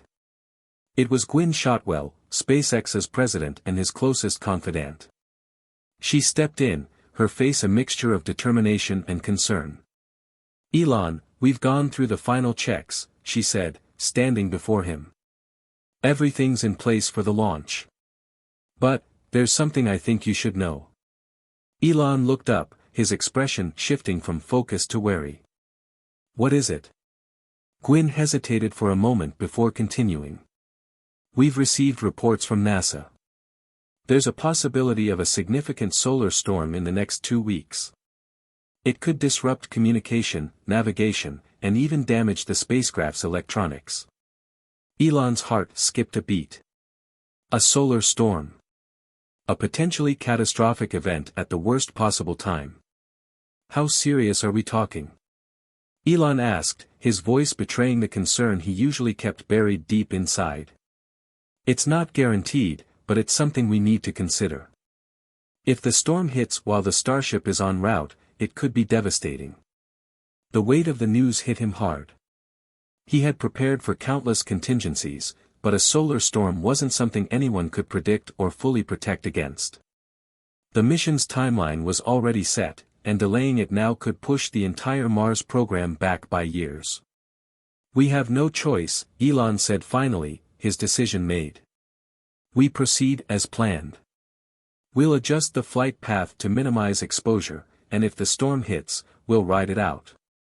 We've trained for the worst-case scenario, and we need to trust the systems we've built. Gwyn nodded, though the concern in her eyes remained. Understood. I'll inform the crew and make sure they're ready for any changes. Elon leaned back in his chair, staring out of the window at the vast expanse of the SpaceX campus. The future he had envisioned, the future that seemed so far out of reach all those years ago, was now within their grasp. But the cost of failure was astronomical. Not just for SpaceX, but for the entire planet. The days leading up to the launch were a blur. The astronauts were put through final simulations, their families were flown in for the big day, and SpaceX's engineers worked tirelessly to ensure the Starship was ready for the most ambitious mission ever attempted. When the day of the launch finally arrived, the atmosphere at the launch site was electric. Thousands of people had gathered to witness the historic moment. Cameras from around the world were trained on the Starship, now standing tall on the launch pad, its engines humming in preparation. The team had done everything they could to mitigate the risks, but nothing could fully prepare them for what lay ahead. Elon stood off to the side, his usual stoic demeanor masking the anxiety he was feeling. It wasn't just about the technology or the science, it was about the human lives on board. These astronauts weren't just soldiers in a space program, they were symbols of hope for the future of humanity. Everything looks good, Elon, Gwyn said, joining him. We're ready to go. Elon nodded but remained silent. There were still too many uncertainties. Even with all the precautions, a solar storm could still threaten the mission. But he had learned long ago that success was never guaranteed. All they could do was move forward and do their best. The countdown began. T-10 minutes and counting, the voice over the loudspeaker echoed. The crew was in their seats, their suits on, their faces a mix of excitement and nerves. The engines of the Starship roared to life, the sound reverberating through the air as the countdown continued. Every moment was a reminder of how far they had come, and how much further they had to go. T-5 minutes, the countdown continued. Elon's heart raced. His fingers drummed nervously on the side of the metal railing. He had spent his life preparing for this moment, but nothing could ever fully prepare him for the feeling of watching his vision become a reality. T-1 minute, the voice said, the countdown now nearing its climax. The ground trembled as the Starship's engines ignited fully. The roar of the engines filled the air, a sound unlike anything Elon had ever heard. This was the moment of truth. They were about to send humanity's first crewed mission to Mars. Lift off, the voice shouted as the countdown reached 0. The Starship shot into the sky, cutting through the clouds as it began its journey toward Mars. Elon watched as the rocket climbed higher, his heart pounding in his chest. For a moment, it seemed like everything was suspended in time, the earth-shattering noise, the brilliant burst of flames, the silent prayer that everything would go as planned. And then, with a sudden jolt, the ship was gone. The launch was a success. But the real journey had just begun. The first few days of the mission were smooth sailing. As the Starship propelled itself into the cold void of space, the astronauts settled into their routines. The crew was composed of seasoned veterans, each with extensive training and a deep understanding of the challenges they faced. They knew that the months ahead would test every aspect of their endurance, resilience, and training.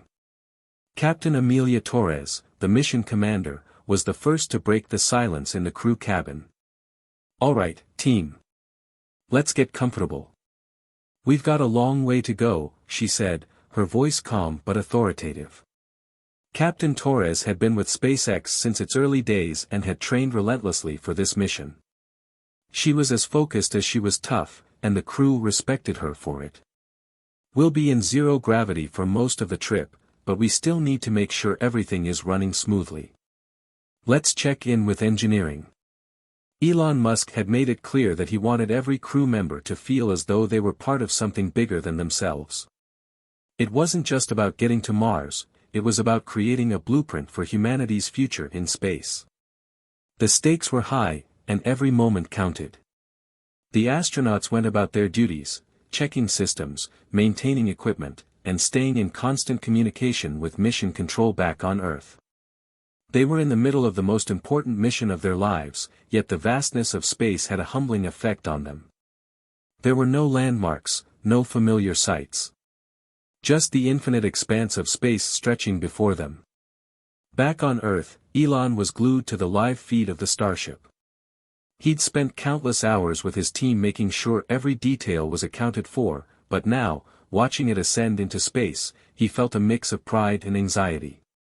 He wasn't just the CEO of SpaceX, he was the man who had promised humanity a future beyond Earth. The pressure was immense. "Elon, we're monitoring them closely," Gwynne Shotwell said, sitting across from him in the control room. "All systems are operating within normal parameters. The crew is adjusting well to the conditions, and the Starship is on course." But even with the success of the launch, there was no time for rest. Elon's mind was already racing ahead, thinking about the next steps. The Starship had entered deep space, and now they would have to navigate the potential threats lurking in the cosmos: radiation, micrometeoroids, and of course, the solar storm that could change everything. As the crew of the Starship floated in the vastness of space, the sense of isolation began to settle in. Amelia Torres gazed out of the small viewing port, seeing nothing but the black expanse of space punctuated by distant stars. "It's surreal, isn't it?" she mused, speaking softly to the crew. "We're so far from everything. From our families. From Earth.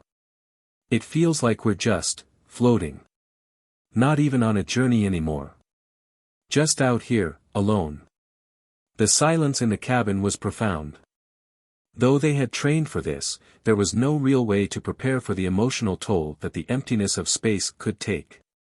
No matter how much technology they had at their disposal, it couldn't mitigate the fact that they were so far from home. "But we're not alone," said Dr. Ethan Murphy, the mission's flight engineer. "We've got each other. And we've got the most advanced ship ever built. The journey may be long, but we've got what it takes to make it." The optimism in his voice was reassuring, but even Dr. Murphy couldn't ignore the challenges they were facing. They were about to travel millions of miles, months away from their loved ones, cut off from the world they knew. Even with the best technology, isolation was a challenge they couldn't escape. For Elon, the pressure was mounting. SpaceX had done everything they could to prepare for this mission, but he knew that the journey was far from predictable. As the Starship passed further from Earth, the crew was entering uncharted territory. The solar storm that had been predicted was growing stronger. There was still a chance it could hit at any moment, and the thought of the crew being stranded with no way to communicate or navigate was haunting him. "How are the crew members holding up?" Elon asked Gwynne, his voice tight with concern. "They're doing well so far," Gwynne replied. "But we're monitoring the storm. The next few days will be crucial." Back on the Starship, things were progressing smoothly for now. The astronauts worked in their designated areas, conducting maintenance and performing system checks. Dr. Murphy was busy recalibrating some of the instruments, while Lieutenant Sarah Collins, the mission's communications officer, kept the lines open with mission control. The calm was deceiving. They knew that things could change at any moment. Amelia Torres gathered the crew for their daily briefing. "All right, everyone. We're entering a region of space with high levels of cosmic radiation. We need to make sure our shielding is intact. This is a risk we can't ignore, so let's double-check the readings," she said. Despite her commanding presence, there was a subtle undertone of anxiety in her voice. No one was immune to the weight of the situation. They were flying blind into an unforgiving abyss, hoping that the technology they had developed would protect them from the unknown. "Check your equipment," she added. "Keep in mind that we're on our own out here. If something goes wrong, there's no quick way back." The crew nodded, each of them understanding the gravity of her words. They couldn't afford to make a mistake. Each member of the crew was not just an astronaut, they were part of something much larger than themselves. The mission wasn't just about exploring Mars, it was about setting the groundwork for future generations to live beyond Earth. The eyes of the world were on them. The pressure was heavier than they could put into words. Back at SpaceX's Mission Control Center, the team was monitoring the solar storm with growing concern. The storm was moving faster than anticipated, and it was expected to peak in the next few days. The Starship was about to pass directly through the storm's path. "Elon, this is serious," Gwyn said, as she looked over the latest data. "The storm could hit at any time. If it affects the Starship's electronics or communication systems, we won't be able to reach them. We're talking about a loss of contact for possibly days, maybe weeks." Elon's heart raced. His mind was already running through every possible contingency plan, but the reality was that they had no idea how bad this storm could be. "We'll have to trust the systems we've built," Elon said, though his voice lacked the usual confidence. "We can't change course now. The storm is part of the challenge, and we'll work through it. But let's make sure the crew is ready for whatever comes." The days stretched on, and the tension aboard the Starship mounted. The crew continued with their daily routines, but the knowledge that they were moving closer to the storm weighed heavily on their minds. The calm before the storm was nearly over. The space surrounding the Starship was eerily silent. For the crew, the stillness seemed to grow with each passing hour. As they hurtled toward Mars, the looming threat of the solar storm hung over them like a shadow. The storm was no longer just a possibility, it was imminent. And there was nothing they could do to stop it. Captain Amelia Torres stood by the observation window, her gaze fixed on the vast emptiness of space. It was hard to believe that something as seemingly intangible as a solar storm could threaten their entire mission. Yet, with each passing moment, the storm drew closer, a reminder of how fragile their existence was in the vastness of the universe. "How much longer until we hit the storm's path?" she asked, breaking the silence. Her voice was steady, but there was a hardness to it that betrayed her anxiety. Lieutenant Sarah Collins, the communications officer, tapped at her console. "We're about 2 hours out, Captain. The storm's energy is spiking. It's stronger than we anticipated. We'll be in the thick of it in about 90 minutes. The ship had already made some adjustments to its trajectory to minimize exposure, but it was no guarantee. The radiation from the storm could fry the electronics, disrupt the communication systems, and leave them stranded in the middle of space without any way to contact Earth or Mars.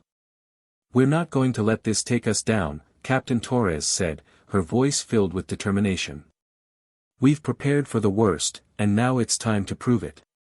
The rest of the crew nodded, rallying around her words. In the face of overwhelming odds, they were determined to face whatever came their way. On Earth, Elon Musk was pacing in his office, constantly checking his phone and the live feeds from the Starship. The solar storm was now the biggest threat to the mission. Despite his confidence in SpaceX's engineering, there were too many variables outside their control. The team had built the best systems they could, but the unknowns were still terrifying. They could only wait and hope. "Gwyn, how are we looking?" Elon asked, his voice tight with nervous energy. Gwyn Shotwell's face was grim as she looked over the data. "The storm is intensifying. The radiation levels are spiking, and it's hitting the starship's range of detection. We need to prepare for a communication blackout. If it happens, we might not be able to talk to them for several days. Elon felt a knot tighten in his chest. The thought of losing contact with the crew, the very people who represented humanity's first steps toward colonization of Mars, was terrifying. But they couldn't give up. They had to keep moving forward. "We've trained for this," Elon said, more to himself than to Gwyn. "We'll ride this out. Just make sure everyone's ready for the worst." Back on the starship, the crew was huddled in the control room, the hum of the ship's systems providing a strange sense of normalcy amidst the impending chaos. The solar storm was almost upon them, and everyone was on edge. "We've done all we can to prepare," Captain Torres said, looking at each of her team members. "Now we need to stay calm and focused. If the systems go down, we need to rely on each other. This is why we trained for months. We are ready." Despite her reassuring words, Captain Torres knew that the next few hours could determine the outcome of the entire mission. If the storm hit with full force, they would need every ounce of skill, preparation, and luck to make it through unscathed. As the storm drew closer, the tension in the starship became unbearable. The crew continued their checks, running through simulations of worst-case scenarios and preparing emergency procedures. Their thoughts were focused on survival, on getting through this trial and making it to Mars. Then, the first sign of trouble appeared. "Captain!" Dr. Ethan Murphy, the flight engineer, shouted. "The storm's electromagnetic fields are already interfering with the ship's communication systems. We're starting to lose contact with Earth." The lights flickered briefly before stabilizing, but it was clear that the storm was beginning to take its toll. Captain Torres quickly moved to the communication console, trying to reconnect with mission control. But there was only static. "We've lost contact with Earth," she said, her voice calm but with a hint of concern. "We're on our own now." The crew exchanged looks of apprehension, but there was no time for fear. They had prepared for this moment. "Status report," Captain Torres ordered. Lieutenant Collins checked the systems. "Life support systems are stable. Navigation is operational. But we're getting high levels of interference on the radar. We can't pinpoint the storm's exact location yet. We'll have to ride through it blind," Captain Torres said. "Everyone stay alert. If anything goes wrong, we fix it ourselves." As the storm finally reached its full force, the starship began to shake. The ship groaned and creaked under the stress, as if protesting the violent forces battering it. The crew strapped themselves in, their hearts racing as the storm's radiation fields pulsed around them. The hum of the starship's engines became erratic, and the steady rhythm of life aboard the vessel was interrupted by the jarring tremors of space. "We need to get through this," Dr. Murphy shouted over the noise. "It's going to get worse before it gets better. We have to protect the systems at all costs." The storm's electromagnetic interference was wreaking havoc on the ship's electrical systems. The crew worked in a frenzy, manually rerouting power and isolating damaged circuits. The ship was rattling, and every second felt like an eternity. Then, a sudden alarm blared. "Radiation levels are spiking. The shielding's taking a hit." Lieutenant Collins yelled. Captain Torres quickly assessed the situation. "We've trained for this. We've got to make sure the shielding holds. We can't afford to let the radiation breach the hull." With coordinated effort, the crew managed to stabilize the shielding. The storm was pushing them to their limits, but they weren't giving up. They would get through this. Back on Earth, the mood was tense. Elon paced back and forth, anxiously watching the live data streams as the storm continued to batter the starship. The silence on the communications channels felt like an eternity. "Any word?" Elon asked, his voice filled with dread. Gwyn shook her head. "Nothing yet. We've lost communication with them completely. It's going to be a while before we know what's happening." Elon's jaw tightened. We've prepared for this. We've trained them for this. Now we wait. The minutes turned to hours, and the crew aboard the starship was barely holding it together. But as the storm began to lose its intensity, the shaking gradually subsided. The crew's nerves were frayed, but they had survived the worst of it. "We've made it through the worst," Captain Torres said, her voice filled with relief. "We're still here, and the systems are holding up. We've got a long way to go, but we're not done yet." The immediate threat of the solar storm had passed, but the damage it had caused to the starship was still very much evident. The once steady hum of the ship's systems was now punctuated by occasional electrical fluctuations, and the crew's sense of relief was tempered by the realization that they had to repair the ship before they could proceed on their journey to Mars. "Captain, we've got to get these systems back online," Dr. Ethan Murphy said, his voice laced with urgency as he worked at a console. "The storm scrambled a lot of the comms and navigation systems. We're flying blind without them." Captain Amelia Torres stood over his shoulder, observing the damage with a mix of determination and anxiety. "How long do you think it'll take?" "At least a few hours, maybe more," Murphy replied, his eyes fixed on the screen in front of him. "We're going to have to reroute power and realign the navigation. And that's not even factoring in the radiation shielding. We've got some repairs to make, and it'll be tricky without outside support." Captain Torres nodded, her mind already calculating the best way forward. "Okay, let's prioritize. Communication systems first. We need to get back in touch with Earth. The longer we're out of contact, the harder it's going to be to explain this." Back on Earth, Elon Musk sat at the helm of SpaceX's Mission Control Center, eyes glued to the screen.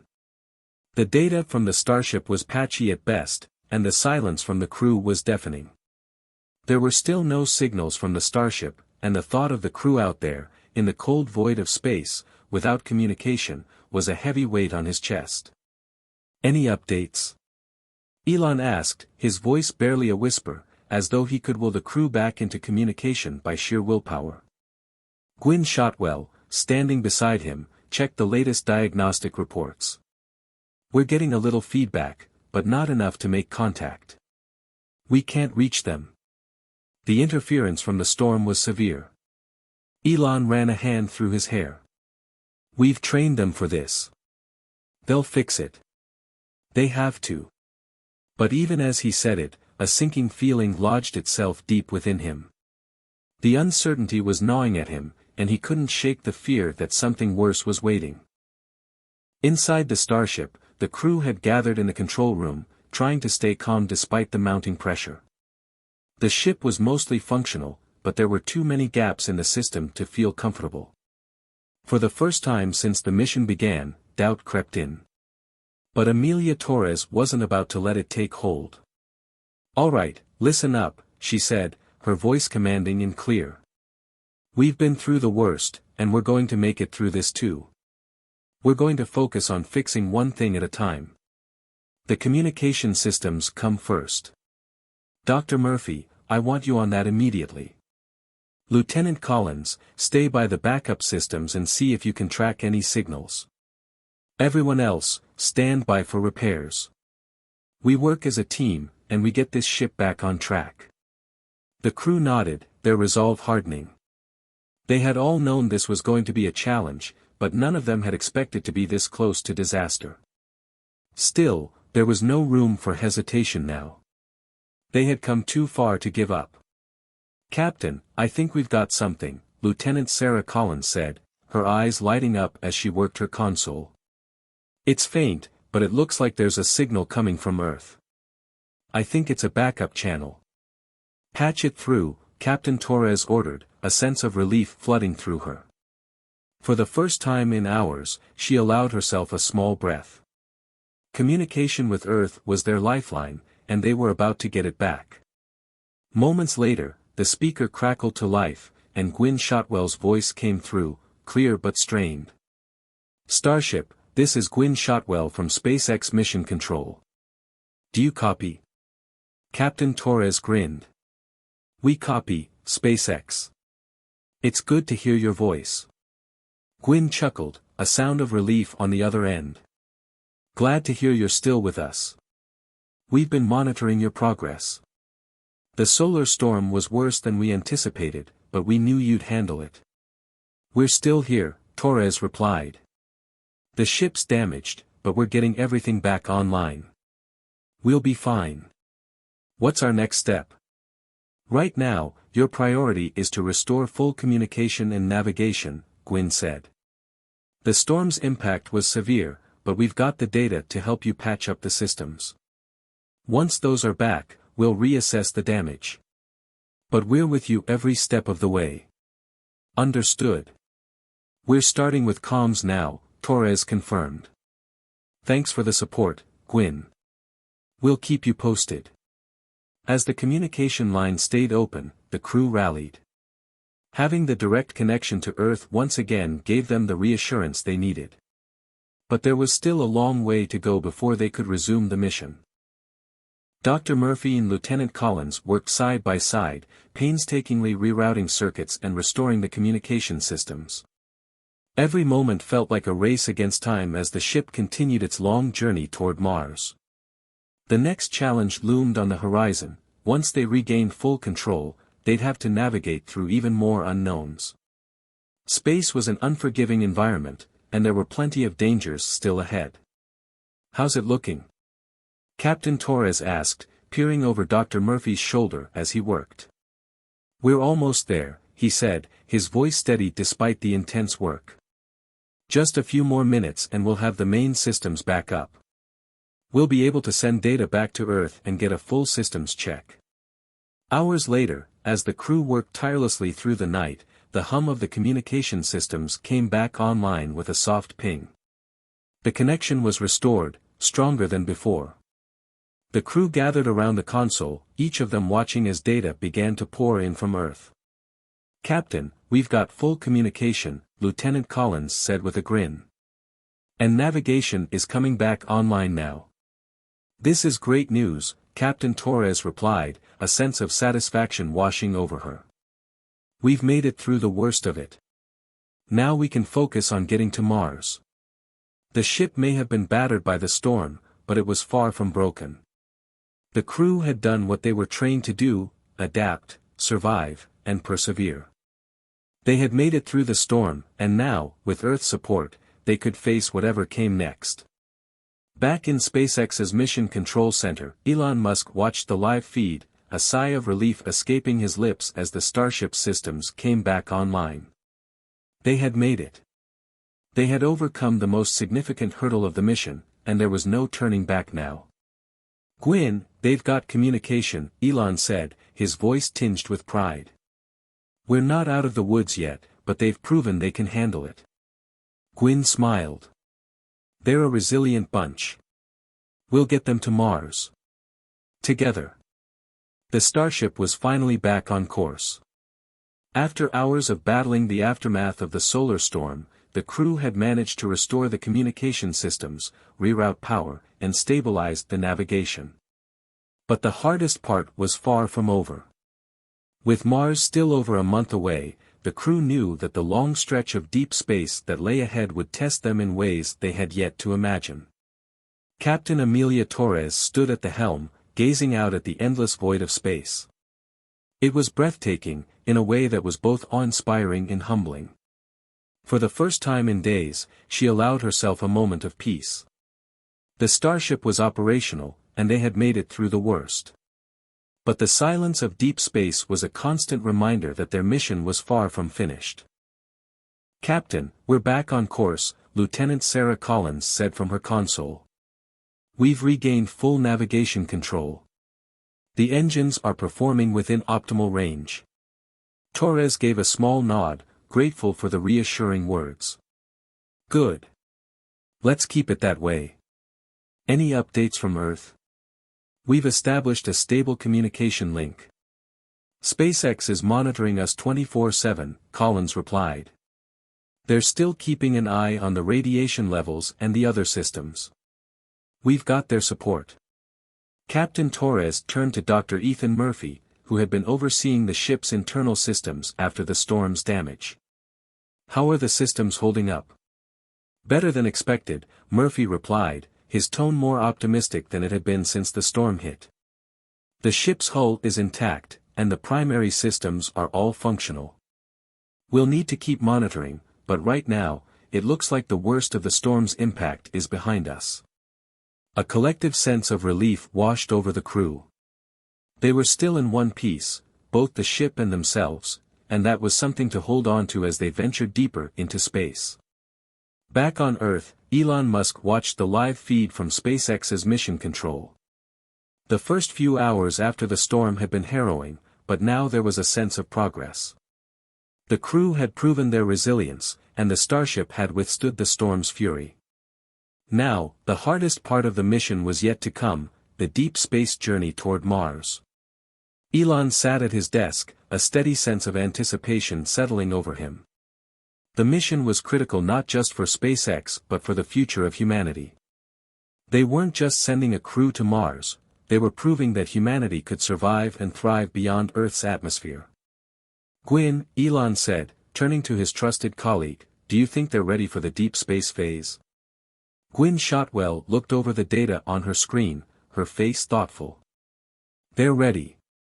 They've got the best crew, and the Starship has been through testing for every scenario we could imagine.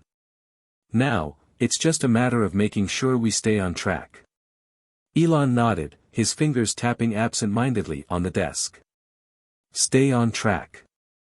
That's all we can do. But something tells me this mission will be anything but ordinary." Back on the Starship, the mood was cautiously optimistic. The crew knew they had made it through one major obstacle, but there were still many unknowns ahead. As the ship moved farther away from Earth and closer to Mars, the sense of isolation grew stronger. No longer could they look back to their home planet for comfort. They were alone in the vastness of space, dependent on their training and each other. "All right, team," Captain Torres said, addressing the crew in the common room. "We've got several weeks ahead of us before we reach Mars. It's going to be a long haul, so we need to stay focused.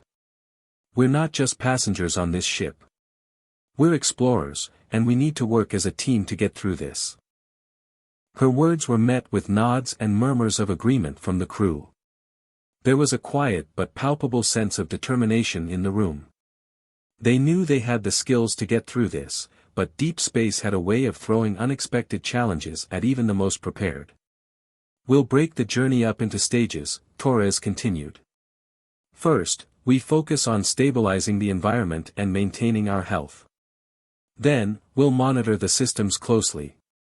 We'll also begin simulations for landing on Mars. We need to be ready for anything." "Understood, Captain," Dr. Murphy said, as he stood up and addressed the crew. "We've already run several maintenance checks, and everything's performing within normal parameters. I'll continue to monitor the energy consumption and life support systems closely." "Good," Captain Torres said. "And keep an eye on the communication systems. We don't want another blackout." Lieutenant Collins spoke up from the back of the room. "I'll stay in contact with Earth, making sure we have consistent updates. If there's anything unexpected, we'll be the first to know." "All right, let's get to work," Torres said, giving a small smile. "The journey to Mars starts now." As the crew settled into their routines, the days stretched out ahead of them. Life aboard the Starship was surprisingly ordinary despite the extraordinary circumstances. There were small adjustments to be made to their schedules to accommodate the lack of gravity, but the crew was adapting quickly. But even as the crew found their rhythm, there were signs of tension. The isolation was beginning to take its toll. Captain Torres had noticed that Dr. Murphy, normally calm and collected, had been on edge lately.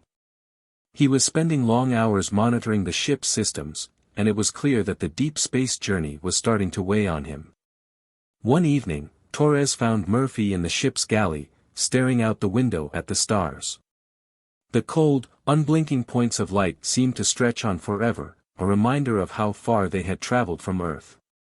"Everything okay, Ethan?" she asked gently.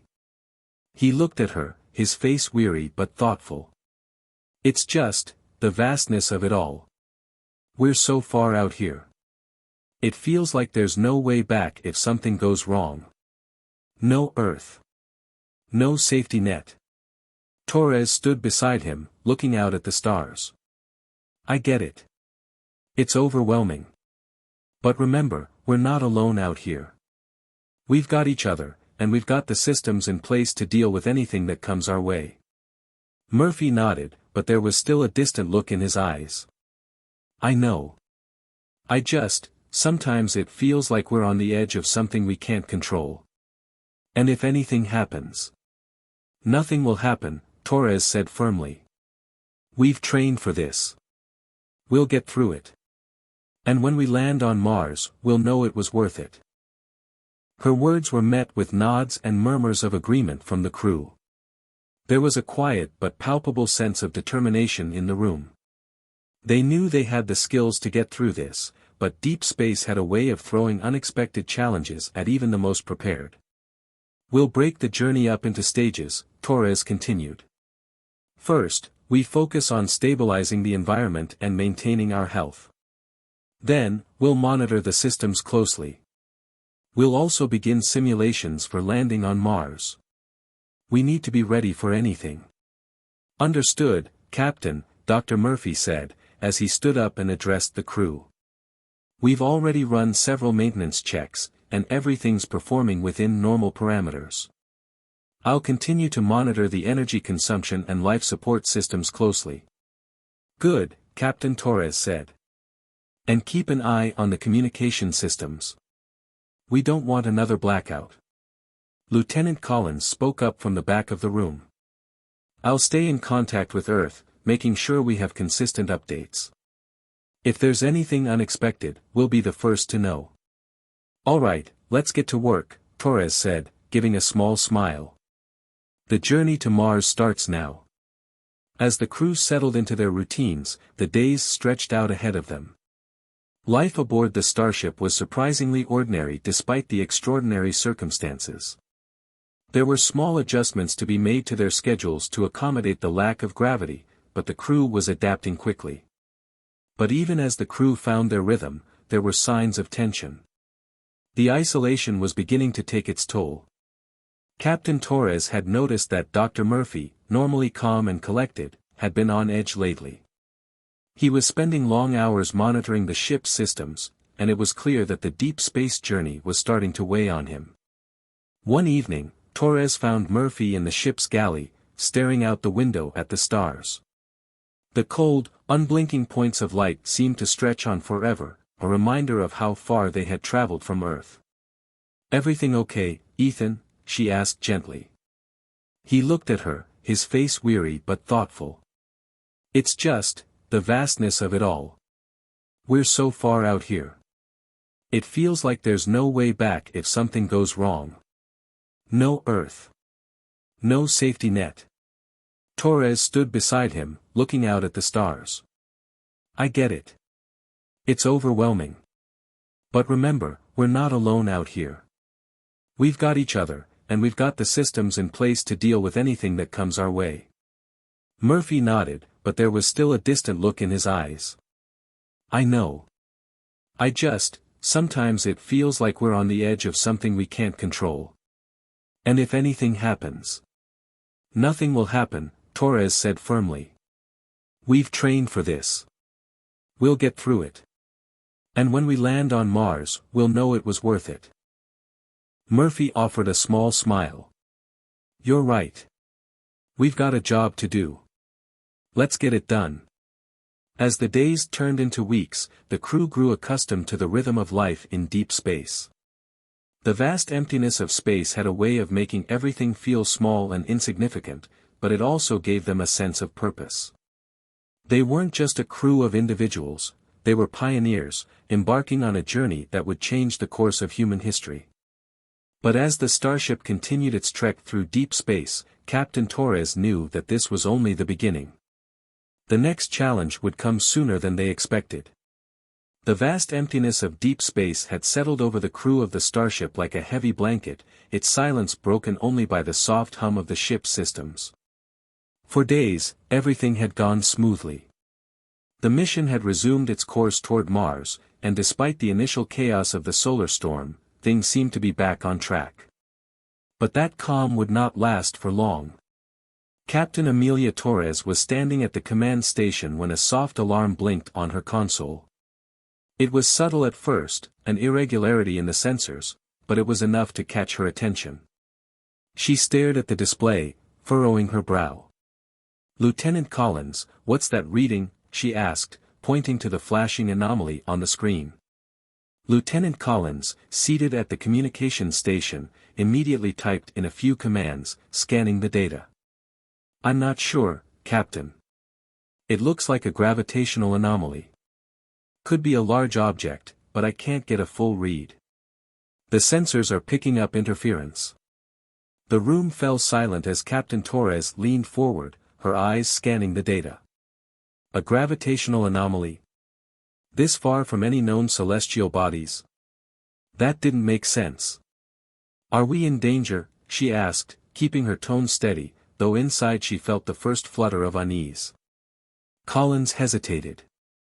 "I can't say for sure. The interference is causing some distortion in our systems. I'm trying to get a clearer picture, but the signal is weak." Captain Torres exchanged a look with Dr. Ethan Murphy, who was standing by the engineering station. He had been quieter lately, but his expertise was invaluable in moments like this. "Ethan, what are you seeing on your end?" Torres asked. Murphy glanced at his own console and then back at the captain. "There's something out there, all right. The gravitational pull is unusual, almost as if there's a large mass, but it's not behaving the way we expect. It could be a debris field, or it could be something we don't understand yet." The crew exchanged uneasy glances. Deep space was full of unknowns, and the last thing they needed was to encounter something that couldn't be explained. "Do we investigate?" Lieutenant Collins asked, breaking the silence. She sounded uncertain, as if aware that venturing into unknown territory could be risky. Captain Torres stood still, weighing the options. On one hand, they couldn't afford to ignore anything that might threaten the mission, but on the other, they didn't have the luxury of time or resources to chase every disturbance they encountered. "We can't ignore it," Torres said after a long pause. "If there's something out there, we need to know what it is. Prepare for an approach. Ethan, can we use the ship's sensors to get a closer look?" Murphy nodded. "I'll boost the sensor range, but it'll take a few minutes to get a clearer picture. If there's anything out there, we'll need to move carefully." "All right, let's proceed cautiously," Torres ordered. "I want full scans before we make any decisions. Keep an eye on the systems." As the crew continued to work, the atmosphere aboard the ship became tense. The unknown was always a source of anxiety, and this disturbance in the otherwise peaceful stretch of deep space only heightened the unease. There was a sense that something was lurking out there, waiting to be discovered. Whether it was a natural phenomenon or something far more dangerous, none of them knew. On Earth, SpaceX's mission control was monitoring the situation closely. The team had been alerted to the anomaly as soon as the data came in, and Gwynne Shotwell had been in constant contact with Captain Torres. "Captain, we're seeing some interference on our end as well," Gwynne said over the comms. "We're not getting a clear read on the source of the disturbance, but the fact that it's affecting your sensors this far from Earth is worrying." Captain Torres nodded, keeping her focus on the crew. "We're proceeding carefully, Gwynne. We'll gather more data and make a decision based on what we find." Gwynne's voice was calm, but there was an edge of concern. "Understood. Just keep us posted. If anything changes, we're here for you." Torres looked around at her crew. They had made it through a solar storm, but this was different. This was uncharted territory, and it could be dangerous. But they had no choice but to push forward. It was what they were trained to do. Minutes later, the ship's sensors began to process more detailed data. The gravitational anomaly was not from a planet, moon, or asteroid. It was something entirely different. As the crew gathered around the main console, the image on the screen began to take shape. A massive, irregular object appeared, floating in the distance. It wasn't a planet or moon, it was something synthetic. "What is that?" Dr. Murphy murmured, his voice low. The object appeared to be metallic, with an intricate, almost geometric structure. It was unlike anything they had ever seen before.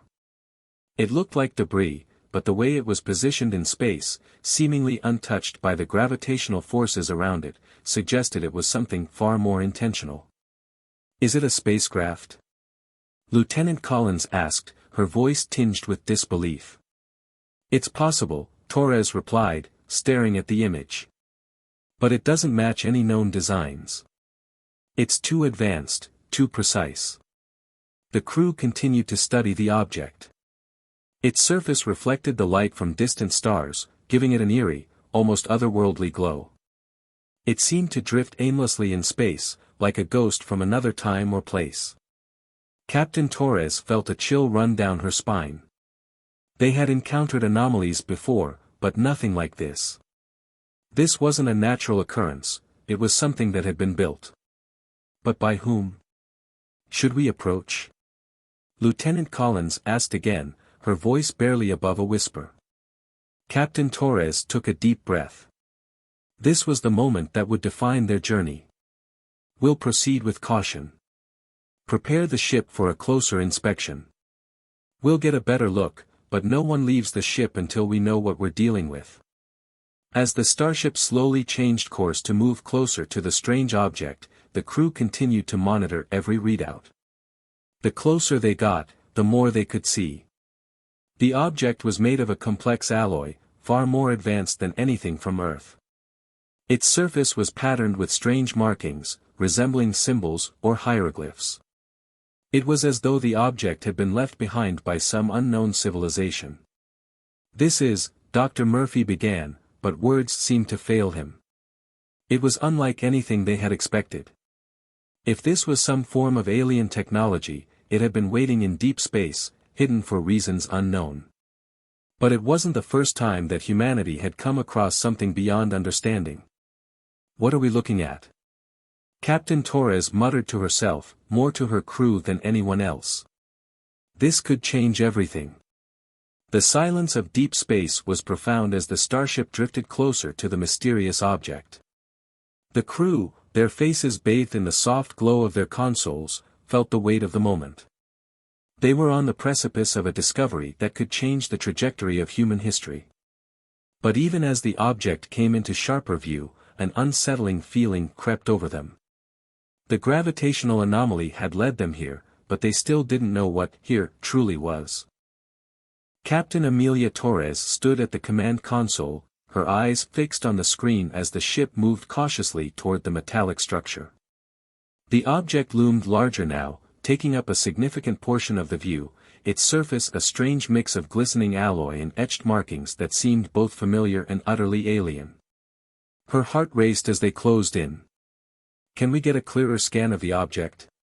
Torres asked, her voice steady despite the unease she felt.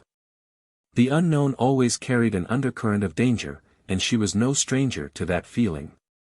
Dr. Ethan Murphy, who had been silent for most of the approach, nodded and began running another round of diagnostics. "The structure is unlike anything we've seen before.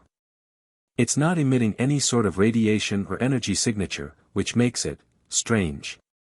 Whatever it is, it's been here a long time." Lieutenant Collins adjusted the ship's trajectory slightly, bringing them in closer for a better scan. "The structure's integrity seems intact. No signs of decay, but we can't determine its origin yet. We're close enough to send out a more detailed probe." Captain Torres didn't hesitate. "Do it. I want a full analysis of everything, structure, material, possible energy sources, anything that can give us more information." "Understood," Collins replied, her fingers flying over the controls. As the ship positioned itself in orbit around the mysterious object, the crew could see it in full. It was roughly the size of a small space station, but its design was irregular. The surface was a patchwork of smooth and jagged edges, its shape almost like a multifaceted gemstone. But its complexity, the way it seemed to defy the natural laws of physics, was what intrigued and unnerved them most. Murphy's eyes narrowed. "I've never seen materials like this before. The alloy's composition is unlike anything from Earth's periodic table. There's nothing that can explain its structure, at least not based on our current technology." Captain Torres tried to remain calm, though a part of her felt as though they were standing on the edge of something monumental. She knew that discovery was part of their mission, but no one had anticipated something like this. The thought of being the first humans to encounter an alien artifact sent a chill down her spine. Back on Earth, the news of the anomaly had spread quickly through SpaceX's headquarters. Gwynne Shotwell and Elon Musk were closely monitoring the Starship's progress. SpaceX had established an almost real-time connection with the crew, and the data was streaming in. The rest of the world would not be far behind in hearing about this discovery, but for now, it was a moment shared between them and the crew in the deep expanse of space. Elon Musk sat in the command room, his fingers tapping nervously on the desk. "Gwynne, what's their status?" "They're getting scans, but they still don't know exactly what it is," she replied, her voice calm but full of underlying tension.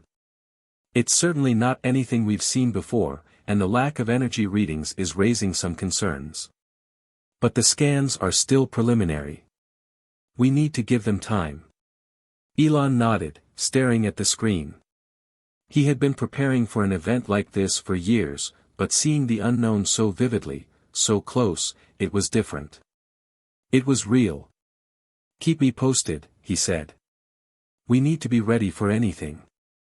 Back on the Starship, the crew worked tirelessly to gather as much data as possible. The probe, which had been deployed just minutes earlier, was sending back detailed images and readings. Despite the eerie silence of the object, the information they were receiving was anything but silent. Every scan brought up more questions. "We've got some patterns on the surface," Lieutenant Collins said, her voice tense. "The markings, they appear to be some sort of script. But it's not a language we recognize. It's too structured, almost mathematical. Could it be a warning?" Dr. Murphy asked, his voice low, almost as if he was afraid of the answer. Captain Torres shook her head. "I don't know. It could be. But we won't know until we can translate it. We need to take this one step at a time." The crew continued their work, each new piece of information only adding to the mounting uncertainty. Whatever the object was, it was something far beyond the understanding of humanity. Even the most advanced spacecraft on Earth had never encountered anything like this. And yet, here they were, surrounded by a silent visitor from the unknown. As they closed the distance between them and the object, the ship's sensors picked up an unexpected fluctuation. It wasn't an energy spike. No, this was something else, something subtle, but undeniably present. "Captain, I'm getting a signal," Lieutenant Collins reported, her voice sharp. "It's not clear, but it's definitely something. The object is emitting a low-frequency pulse." Murphy's eyes widened as he looked at the readings. "It's almost like a beacon. But it's too weak to be a transmission. It's as if it's responding to our presence." Torres' mind raced. If this object was somehow aware of their presence, it could mean that they weren't the first to find it. Or worse, that it was waiting for something. She didn't want to jump to conclusions, but she couldn't ignore the nagging feeling that something was off. "Increase the scan range. We need to find out what this pulse means," Torres ordered. "And make sure the ship's defensive systems are fully operational. I want to be ready for anything." The crew members exchanged a glance, knowing that Torres' order wasn't just about precaution, it was about preparing for the worst. As the starship moved closer, the object's features became clearer. It was shaped like a massive, geometrically perfect prism, yet it was also irregular in places, as if its design had been intentionally distorted. Its surface was almost alive, shifting in subtle ways that made it appear as if it was breathing. The pulse grew stronger, though its source remained a mystery. Each new reading sent a ripple of anticipation through the crew. But despite the data flooding in, there was no immediate danger. The ship was still safe, for now. But then, something shifted. A loud, unnerving thrum echoed through the hull of the starship. The crew froze, their breath catching in their throats. The object, it was moving. It's coming toward us. Lieutenant Collins exclaimed, her eyes wide with disbelief. The gravitational field around the object, it's changing. The object was drawing nearer. And as it did, the starship systems began to respond in ways they hadn't anticipated. Power surges, unexpected fluctuations, and a growing sense of unease rippled through the ship. Captain Torres felt a deep knot tighten in her stomach. This was no longer just a mystery, they were now part of it. "Brace yourselves," she said, her voice firm. "Prepare for anything. We're not leaving here until we understand what we're dealing with."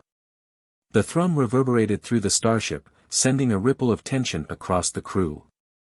The object was no longer an anomaly drifting quietly in space, it was moving, shifting closer with a purposeful intent.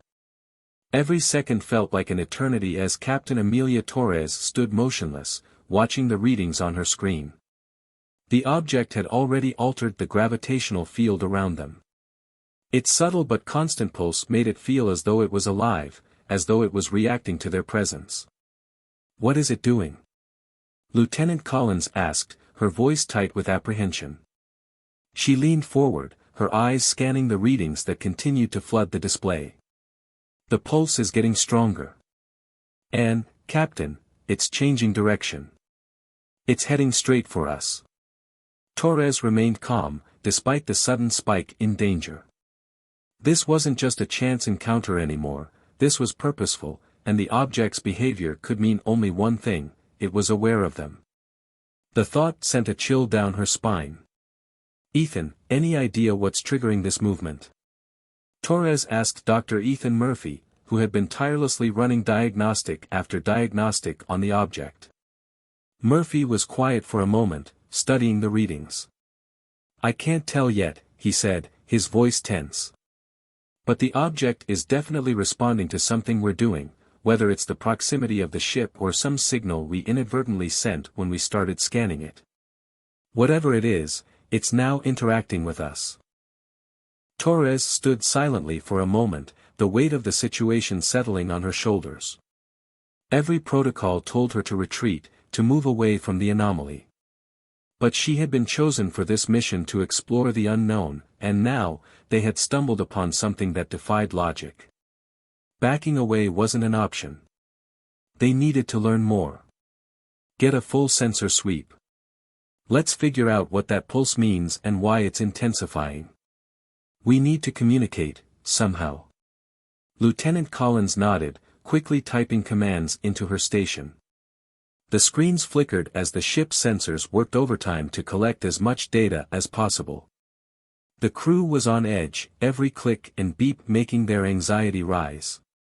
But it was the next set of readings that froze them all in place. "Captain, it's sending something back. A signal, or a response. It's faint, but it's there." Torres' heart skipped a beat. "What kind of signal?" she asked, her voice barely above a whisper. "It's a frequency," Collins replied, staring at the monitor, wide-eyed. "It's structured, almost like a language. But, it's nothing we've ever seen before. There's a rhythm to it, almost like a pattern or a code." The words hung in the air, and the silence that followed felt oppressive. A code. This was it. The first signs of communication. But what kind of message was being sent? Was it a greeting? A warning? Or something else entirely? "Can you isolate it?" Torres asked, moving closer to the communication station. "Let's see what it's saying." Collins worked quickly, isolating the signal and running it through various decoding algorithms. Each attempt came up empty. The language, if that's what it was, didn't fit any known structures in the ship's database. The crew sat in near silence, waiting for something, anything, that might offer an explanation. Dr. Murphy walked over to the console, his face pale. "Captain," he said, his voice low. "This might be the breakthrough we've been waiting for. If we can crack this code, we might be able to understand what the object is. Or, who knows? Maybe we'll learn more about where it came from. But we need to act fast. The ship's systems are still under strain from its gravitational pull. If it continues to move closer, we might lose control of the ship." Torres looked at the crew, feeling the weight of their collective fear. But as the captain, it was her responsibility to lead them through it. "We'll do everything we can to understand it," she said. "But we have to be ready for anything. The signal could be benign, but it could also be something much more dangerous. I don't want to make any assumptions just yet. Keep working on the code." For what felt like hours, the crew continued their work, trying to decipher the complex frequency. The rhythmic pulse coming from the object seemed to grow louder, more pronounced. It was as if the object itself was eager for a response. And yet, the longer they studied it, the more it became apparent that the object wasn't just waiting for them to figure it out, it was leading them toward something. Then, in an instant, everything changed. "Captain!" Lieutenant Collins shouted. "I've got something. It's not just random noise. It's an actual message. The structure of the signal, it's repeating, and there's a pattern. It's mathematical. It's..." Her voice trailed off, and the room fell silent as she let the message play through the ship's speakers. For a moment, there was nothing but a low hum. Then, it was followed by a sequence of clicks and beeps, each one more intense than the last. The pattern was unmistakable, rhythmic, precise. As the sequence continued, it felt almost deliberate. As if the object were speaking directly to them. "I think we have a translation." Collins turned back to the console, her fingers flying across the keys. The hum of the object's pulse was now synchronized with the ship's systems, creating an eerie harmony. But just as the message seemed to come into focus, a sudden shift in the pulse caused the translation to flicker. The screen displayed something both familiar and foreign. "Welcome, children of Earth." The message was clear. And it sent a shockwave through the crew. "Children of Earth?" Dr. Murphy whispered, stepping back from the console in disbelief. "This is impossible. How could it know we're from Earth?" Captain Torres' mind raced. There was no time to process what had just happened. The pulse had stopped for a moment, and then, as if responding to the confusion it had caused, the object shifted once more. This time, the gravitational anomaly intensified. "Brace for impact," Torres ordered, as she felt the ship lurch slightly, its hull groaning under the pressure. In the blink of an eye, the mysterious object surged forward, its magnetic fields surrounding the starship, pulling them in closer with alarming speed. "What the hell is happening?" Lieutenant Collins screamed, her hands frantically trying to control the ship's trajectory. The message continued, reverberating in the ship's communication system. The strange pulse was back, louder now, more urgent. "You have been chosen." "Chosen?" Torres repeated, her mind racing. "What does that mean?" It was too late to pull away. The object was no longer merely a distant anomaly. It was here, alive, aware, and waiting. And the starship was caught in its grip. The starship shook violently as the gravitational field around the object intensified. Captain Amelia Torres felt her grip tighten on the command console, her knuckles white with tension. The crew had been pulled into the object's magnetic grip, and they were now helplessly being drawn toward its surface. The once serene space had turned into an unpredictable and chaotic battleground. "We need to break free from its hold," Lieutenant Collins shouted, her voice tinged with panic. She pushed buttons rapidly, her hands shaking as she fought to regain control of the ship. The navigation system flickered in response, its screens flashing red, indicating critical damage. The engines aren't responding. The magnetic field's locking us down. Torres felt her heart pounding in her chest. Every instinct screamed at her to retreat, but she knew that running was not an option. The object had sent them a message, something they couldn't ignore. The message spoke of being chosen, but what did it mean? What did it want from them? "Captain, we can't break free," Collins said again, her voice strained. "We're being pulled closer." The crew felt the weight of the pull. The ship's thrusters fought against the magnetic force, but the object's power was overwhelming. The sound of grinding metal filled the cabin as the ship's hull groaned under the strain. They were moving toward the object, drawn in with an inexorable force that neither technology nor their will could halt. Suddenly, the hum from the object intensified, and the mysterious message echoed through the ship's speakers once again. "You have been chosen." The words reverberated through the air, filling the ship with an eerie sense of foreboding. It was as though the object wasn't just speaking to them, but to something deep within them. The crew members exchanged uneasy glances, trying to make sense of it. "What does that mean?" Dr. Ethan Murphy asked, his voice laced with disbelief. "Chosen for what?" Torres didn't have the answer. She was running out of time and options. The object was drawing them in faster now, and they were too close to its surface to escape without risking complete destruction. But there was something about the message, about the pull they were feeling, that kept her from making any rash decisions. "We need to figure out what it wants," Torres said, her voice steady but urgent. "We can't just panic. We have to stay calm, analyze the situation. We have to understand what's going on before we make any more moves." As the ship was pulled closer, the object began to shift once more. The metallic surface of the structure seemed to ripple, almost like it was breathing. The hum it emitted grew louder, more insistent. Torres could feel the ship vibrating in tune with the pulse, as if it was resonating with the energy of the object itself. "Captain," Lieutenant Collins said, her voice breaking through the tension. There's something on the surface of the object.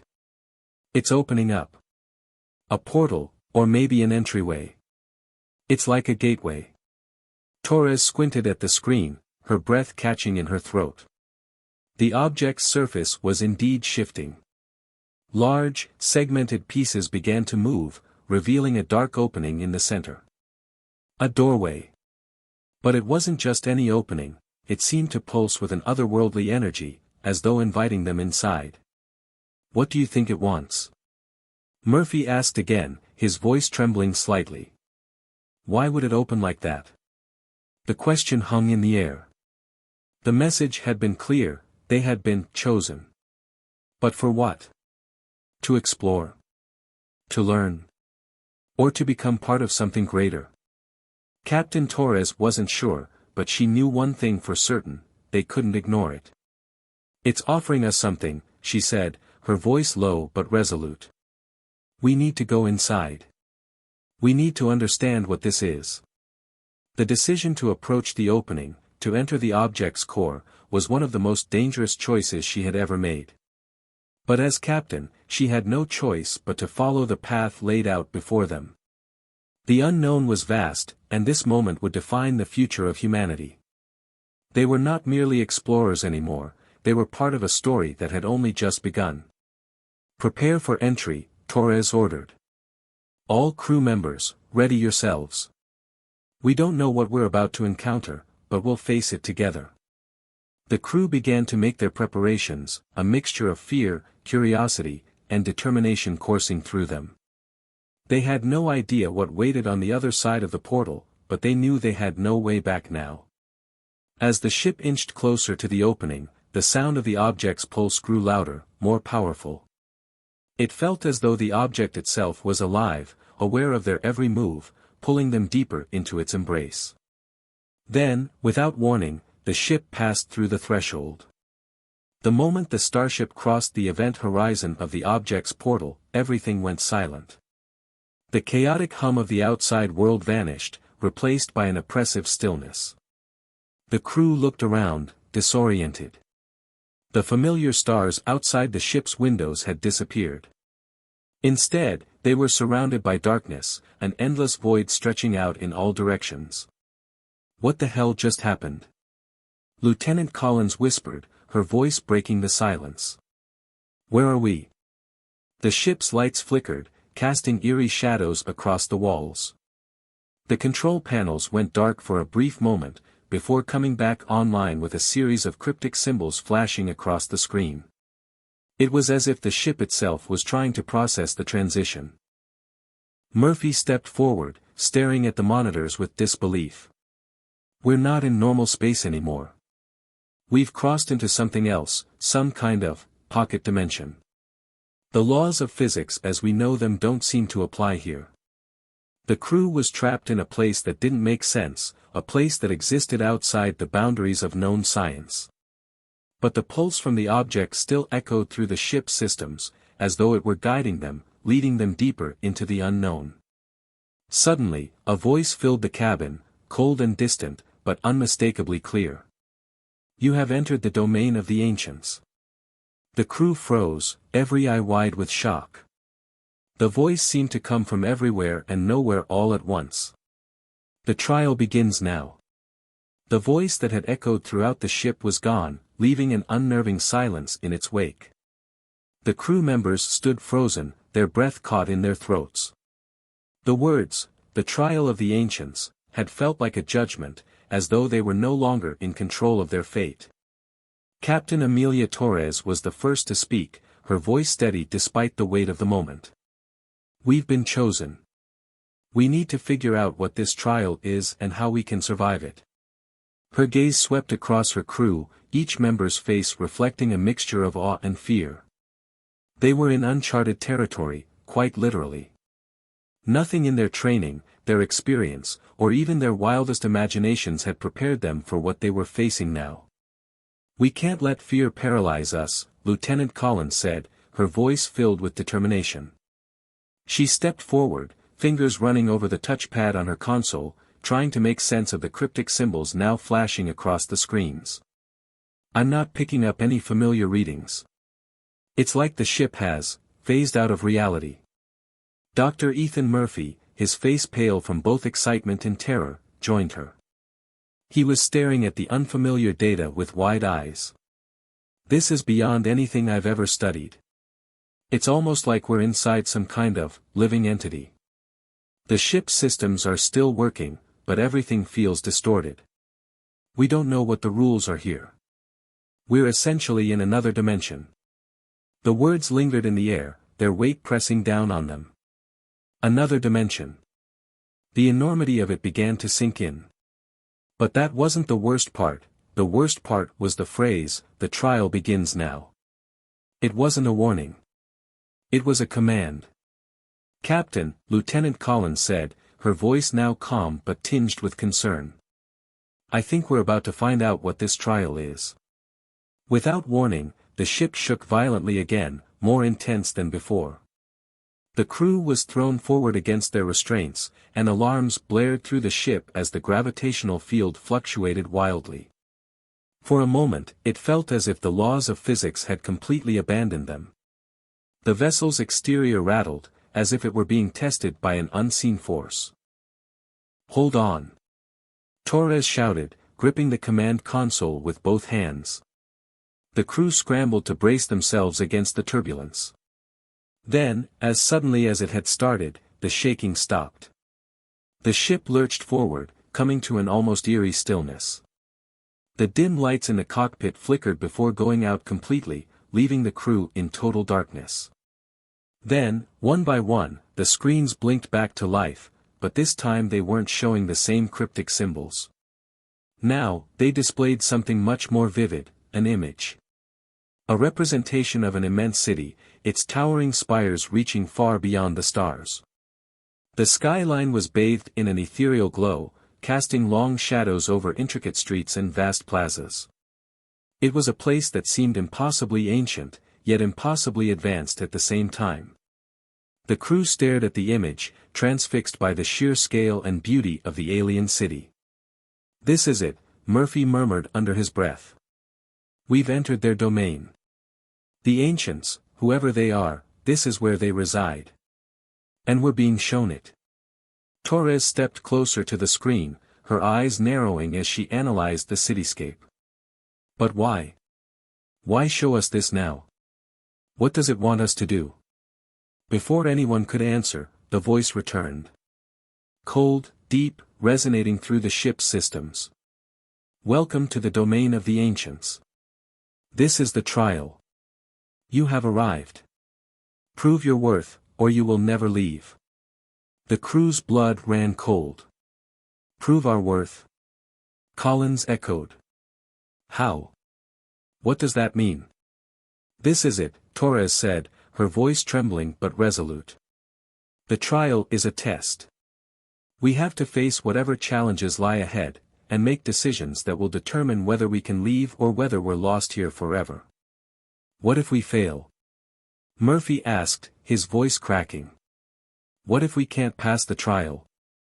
Before Torres could respond, the display shifted again. The cityscape faded, replaced by a swirling vortex of light and shadow. The screen now showed two distinct paths, one dark, narrow, and fraught with jagged rocks, and the other wide, bright, and seemingly serene, with a gentle breeze rustling what appeared to be golden leaves. Choose your path, the voice intoned. Only one will lead to your survival. The crew was left staring at the screen, the weight of their decision pressing down on them. The trial had begun in earnest. The paths were clear, one was filled with danger, and the other offered safety. But something about the calm path felt deceiving. Was it truly the right choice, or was it a trap designed to lull them into a false sense of security? Torres took a deep breath, trying to push away the rising anxiety. She turned to her crew. We need to make a decision. But we need to do it together. I trust all of you, and will face whatever comes next as a team. Collins stepped forward. I vote we take the calm path. It looks like the safer choice. Maybe that's what the ancients want us to choose, use our intuition to find the safest way through. Murphy shook his head. I don't know. That path looks too easy. It feels wrong. The other one, though dangerous, seems to challenge us. It's the kind of choice we can't avoid. Maybe we need to confront the danger head-on if we want to survive. A heavy silence settled in as the crew debated. The calm path seemed to offer a clear way out, but the dangers of the jagged, treacherous road might test them in ways they couldn't anticipate. Finally, Torres made her decision. We don't know what the ancients are testing us for. But whatever choice we make, we have to trust in each other. Let's take the dangerous path. We face it, together. Murphy and Collins nodded, though both still seemed uncertain. The decision was made. As the ship moved toward the jagged path, the image on the screen began to shift again, and a new message appeared. The trial begins. You have chosen. Prepare to face what lies ahead. With those words, the swirling vortex of light and shadow began to open before them, the jagged rocks and sharp edges becoming more defined as they approached. The ship surged forward into the unknown. The crew braced themselves for what was to come. There was no turning back now. The trial had begun, and they were no longer just explorers.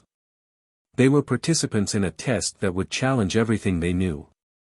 They would have to rely on their strength, their courage, and their unity. If they wanted to survive, they would need to pass the trial of the ancients.